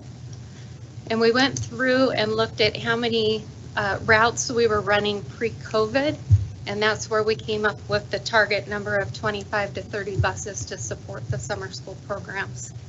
And that does, depending on district need as we move forward, that number might be fluid based on the need. This slide shows how many buses we've purchased over the last 10 years. And just a reminder, in 2018, that's the year that the district moved the walk zone for middle school kids from 2 miles down to 1. So here's your cost on buses. So we are requesting to purchase 8 buses tonight, 4 trip buses, 2 special needs buses, and 2 route buses. So you can do that comparison. On the route buses, the trip buses have extra options on those. But the route bus this year would be $184,000 versus the $405,000. Our current trip buses were built in 2012, 2017, and 2018. And they all are close to 100,000 miles. And so if you approve the purchase of the buses, once we get these new buses on the lot, these trip buses that we currently are using would be utilized as route buses and kept on trips that are more local. So they'll still be utilized every day. The cost of the buses, we would be paying those out of next year's budget. And as you can see, after we get our money, our depreciation money in August of 2024, we should have 1.7 in our TVF, which would cover the cost of these 8 buses. Any questions I can try and answer for you? Just real quick, I know we recently approved some buses last year. What, that was about were we like 130, 140,000? So we're up 50 grand in 1 year on bus purchases? Yes. Okay. In fact, even the manufacturer or the vendors that we're using, they're making us update our bids every 2 weeks because prices are changing so rapidly. Yeah, I just think that's important for the community to know how rapid these costs are increasing for these things over just last year. And so 50 grand on a bus now. And then, so also lead time, because that's one of the things that manufacturing the engines and everything else I know has been way out. Yes. So lead time to, if we okay this now, they think they'll be able to get it to you in August of this year? These will be for delivered in August of 2024. So we're trying to buy a year out. So you're answering my, gotcha. Just like we did Perfect. Yep. We're actually saving a lot of money by ordering them the way that we are. When I talked to the salesman at Shetke, he said that we had saved over $279,000 the last time I talked to him for the method that we're using to purchase buses. Perfect. How long our longest bus route? Do you have an idea how many miles our longest bus route is? I don't, but I can get that for you. We have buses that go all the way down to Plymouth, and they go down there 3 times a day. We have them all the way out in Findlay. Mm-hmm. So and then we have trips, sports trips that go to Spokane, and do we go much further than that? yes, so our to from school miles in a year is over 1 million miles. Right, I guess. Just to from, not including trips and yeah, all the other things that we do. I'm kind of thinking more like on a single route, and then my question, I don't know if you know this or not, but these electric, I know we're not talking about electric buses right now, but I'm just curious for the future, like what's their mileage? How far do they go? Can they cover all of our routes? Can they cover our?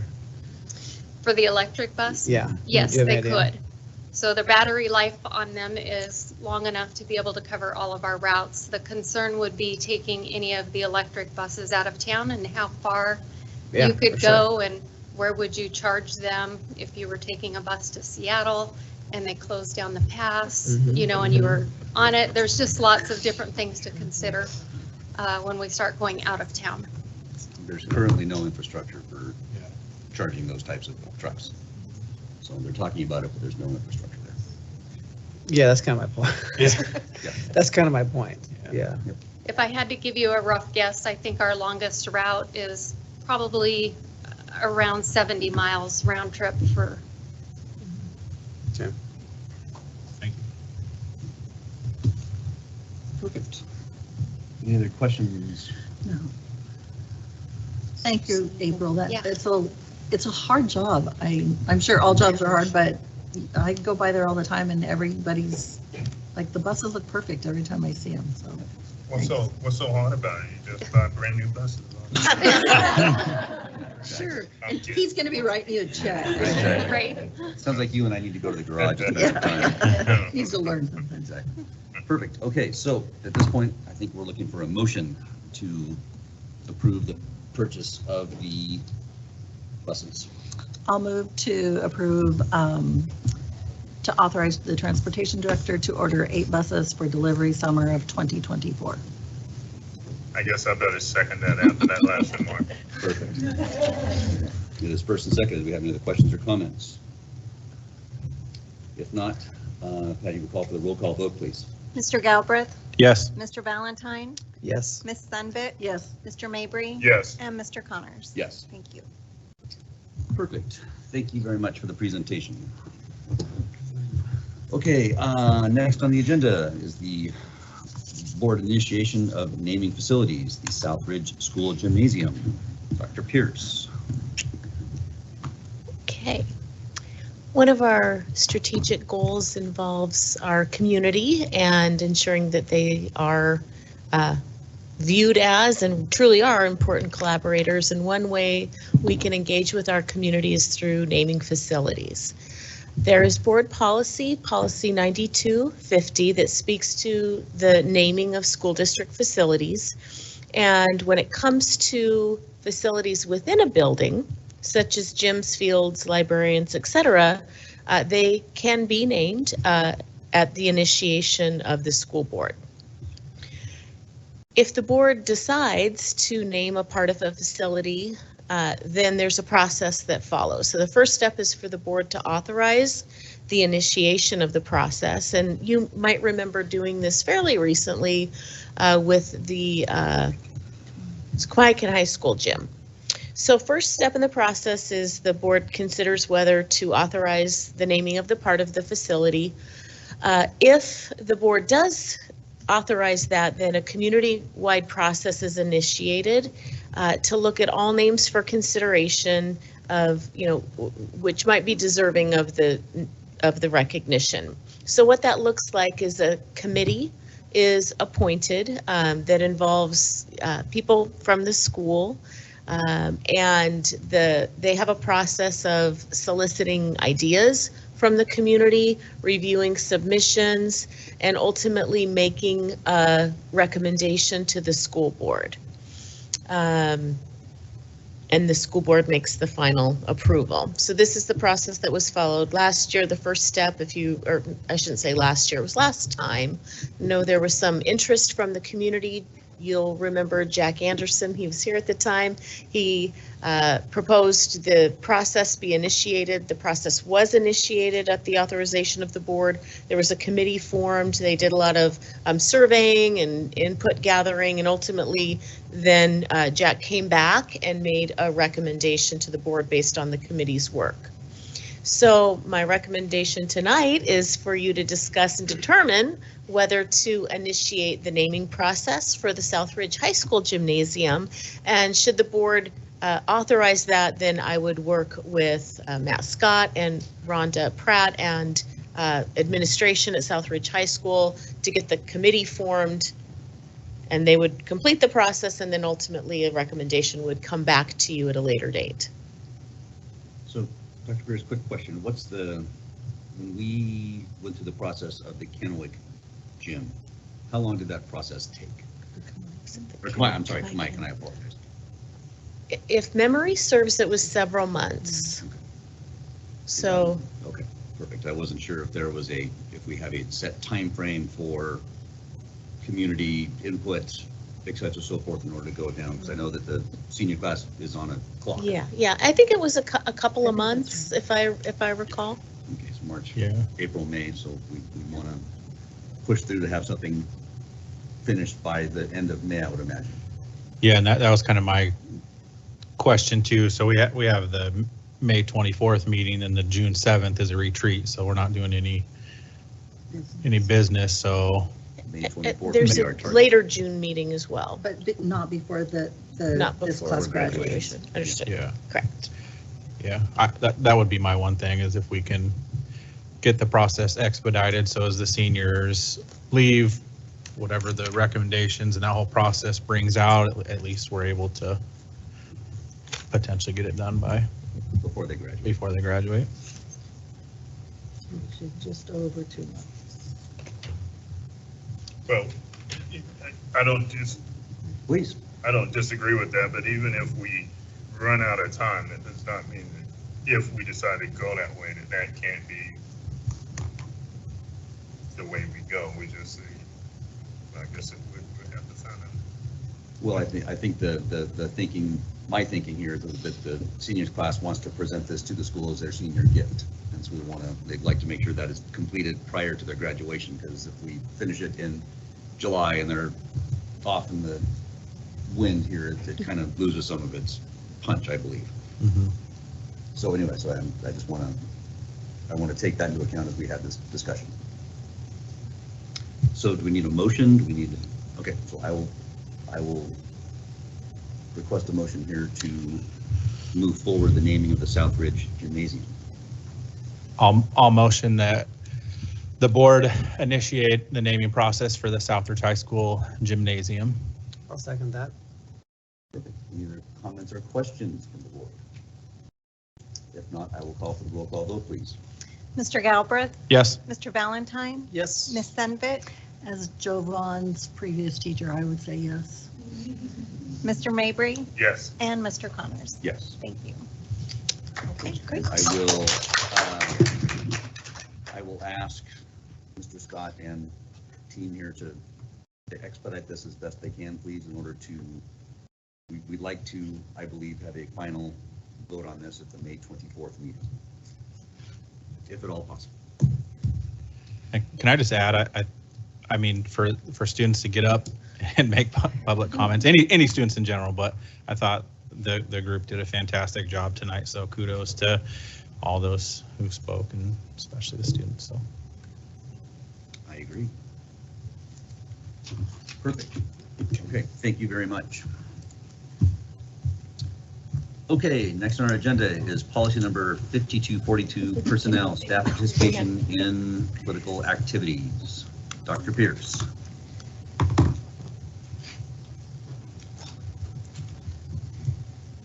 Okay, so I'll start with the current situation. The current situation is that there is state law and Public Disclosure Commission, or PDC, guidelines that govern what school districts and school district employees can and can't do on district time using district resources when it comes to political campaigns. I won't read you this whole RCW, but I just wanted to bring up the RCW language that really speaks to not using, taxpayer materials like stationery and postage and, taxpayer time to do campaigning. And so this we know, and it's pretty clear what the law says.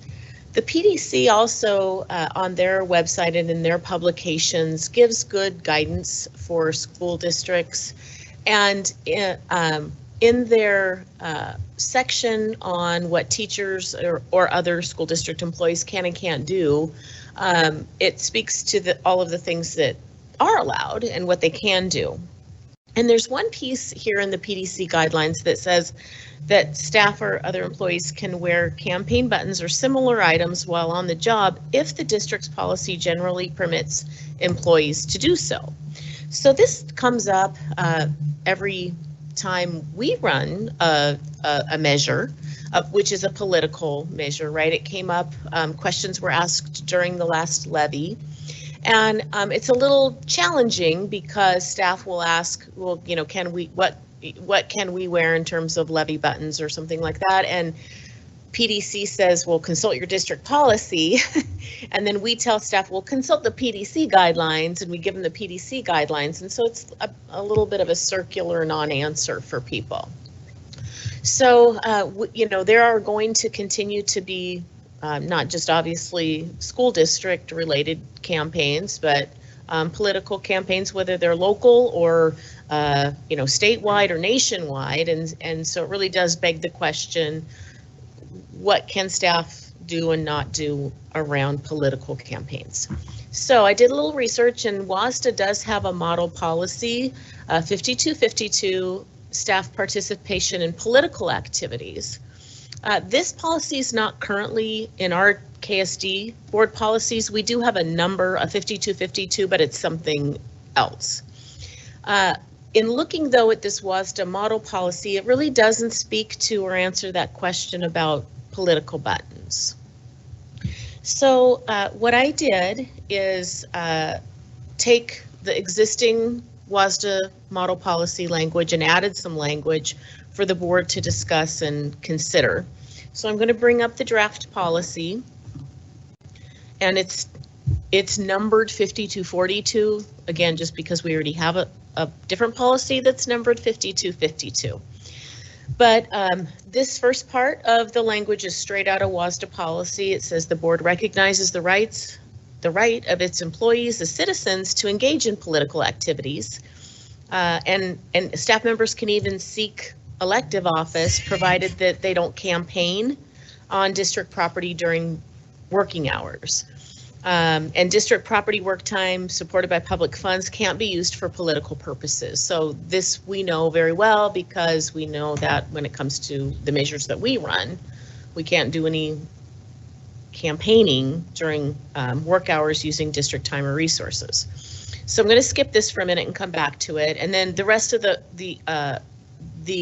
WASDA model policy speaks to staff members, if they're elected and how that works.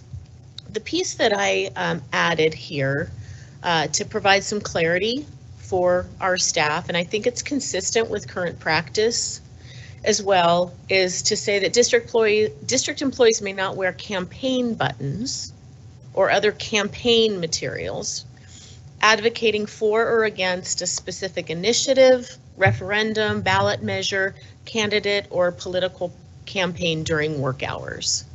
So this would cover, political buttons saying vote for so-and-so, or vote for whatever initiative something, or against initiative something, and it says buttons or materials because it doesn't matter if it's a button or a sticker or a sash or anything like that. We would just not have that campaigning happening in our classrooms. Again, I think this is consistent. I don't see campaigning happening in our classrooms when it comes to political things or political campaigns, and so I think it would be good to provide some just clarity for staff when they ask and we say, well, look at PDC, and PDC says consult your district policy.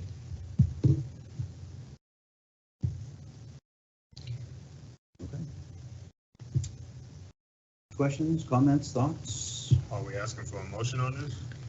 I think we're asking for a motion on this, so thank you. I will ask for a motion to approve 5242. I'll make a motion to approve policy 5242, staff participation in political activities, for first and second reading.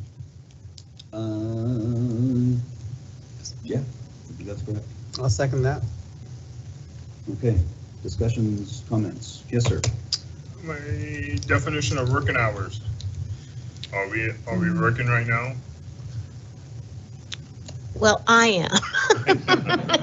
And the other staff present here are, so staff members who are here are working. Staff members who were here to speak or things, they weren't working. This is not part of their contract day, right? So it's really just, it depends.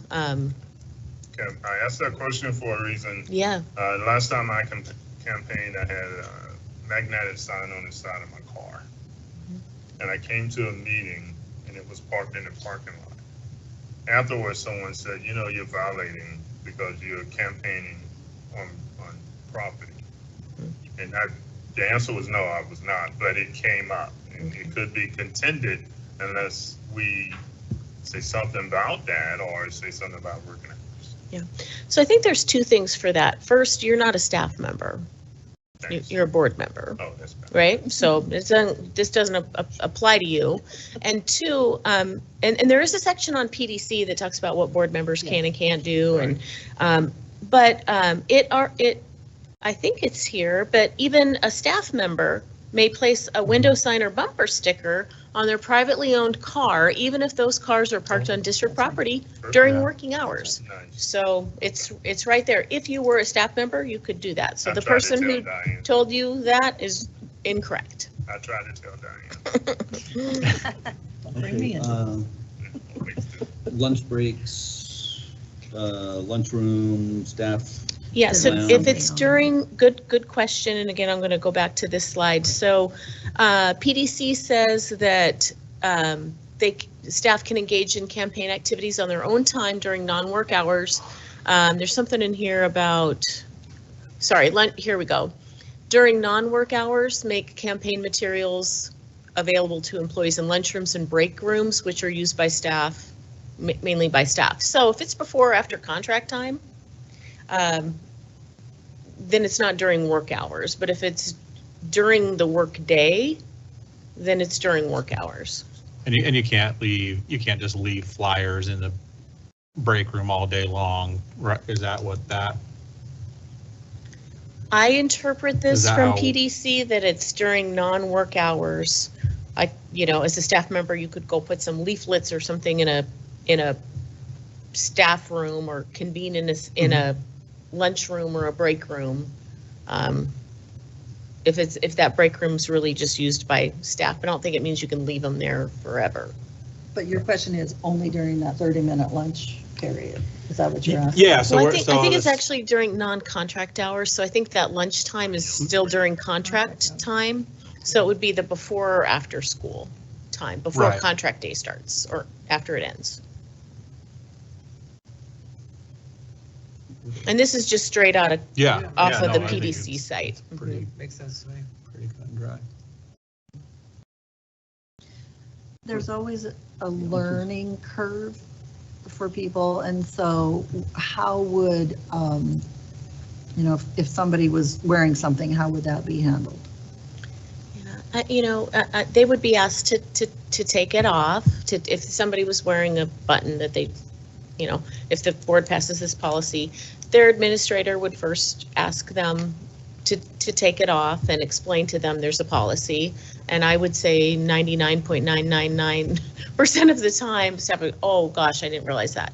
Now, I mean, if somebody becomes like defiant or continues even after they've been told that's a policy violation, then we deal with that as any sort of staff potential disciplinary situation, because they're not following policy, even though it's been brought to their attention and enacted. But I don't anticipate that would happen. No, but things are just always a learning curve, and people forget. Sure.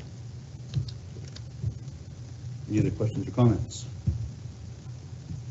If not, I will call for the roll call vote, please. Mr. Galbraith? Yes. Mr. Valentine? Yes. Ms. Senvik? Yes. Mr. Mabry? Yes. And Mr. Connors? Yes. Thank you. Perfect. Okay. So we're on to our next meeting agenda. We have the 23-24 preliminary budget, annual staff and community resources update, community education and engagement. The one thing that both Ron and Gabe brought up was the WASDA. You guys were talking about the weighted vote. Yes. The weighted vote. You guys want to put that on the agenda for next time? Yeah. Yes, and also to look at, help me out, not the policies. Yeah, we can change policies if boards have things that they want to talk about to change or make new policies. We should be talking about that and for General Assembly, but it's got to be done by May. I don't remember the date. Okay, you lost me. So, for Sorry. example, I'm going to make up a policy. A policy says you can't wear purple on Thursday. Okay. Okay, and if our board says we should be able to wear purple on Thursday, then our board could either by our own board, not individually, you have to have a board agreement, or we could get together with other boards if we all agree and say, we would like to bring it to WASDA to say, we want this change, or we want this new policy, because obviously WASDA, we are the policy people for that. So still look through the policies, all 198 of them, and see if there's any changes, additions. Some can be deleted if they've already been 5 years and everything's been taken care of. So look through those, and then, so people may want to come back next month or next meeting and mention that too, along with the other one. I think I understand. I'm Just getting say changes to or additions to policy. Because weighted vote is one of those. That is also one of them. So if there's others that we'd like to add or change. Okay, perfect. Okay. Too soon to, well, I don't know if we need to make about the pages process. Can we do that by next meeting? We could talk. We've got 3 weeks, I think, this time, probably. Yeah. Okay. Legislative. Perfect. Anything else? Okay, if not, we're going to go into executive session. And how long do we think? 15 minutes? Can I say my one thing that I forgot? Oh, I forgot. Yes, Diane has one more thing she forgot to do in our update. I forgot this for the last 3 meetings, and to our nutrition services, I am tremendously sorry that I have forgotten. So I want to shout out nutrition services. If you look in the Tri-City Herald, or if you go on the Ben Franklin Health Department, they come to our schools and they look through our kitchens, and with rare exception, our kitchens and the staff get zeros, which is the best. You want to get a 0. And I think that shows, first of all, the integrity and the hard work that our people do, but it also shows how much they care about our students and their safety and the nutrition that they get. So I'm sorry for forgetting, but there it is. I'm proud of them. Perfect. Okay, we're going to go into executive session. They say 15 minutes. I'm saying 25 because we never do it in time. That's right. So I will be back in 25 minutes to adjourn the meeting. Thank you. Shut off your computer. Patty doesn't have to do it. Well, you do it for her, and then she doesn't have to do it. I don't think Patty's going to be out of a job. Well, my alarm went off.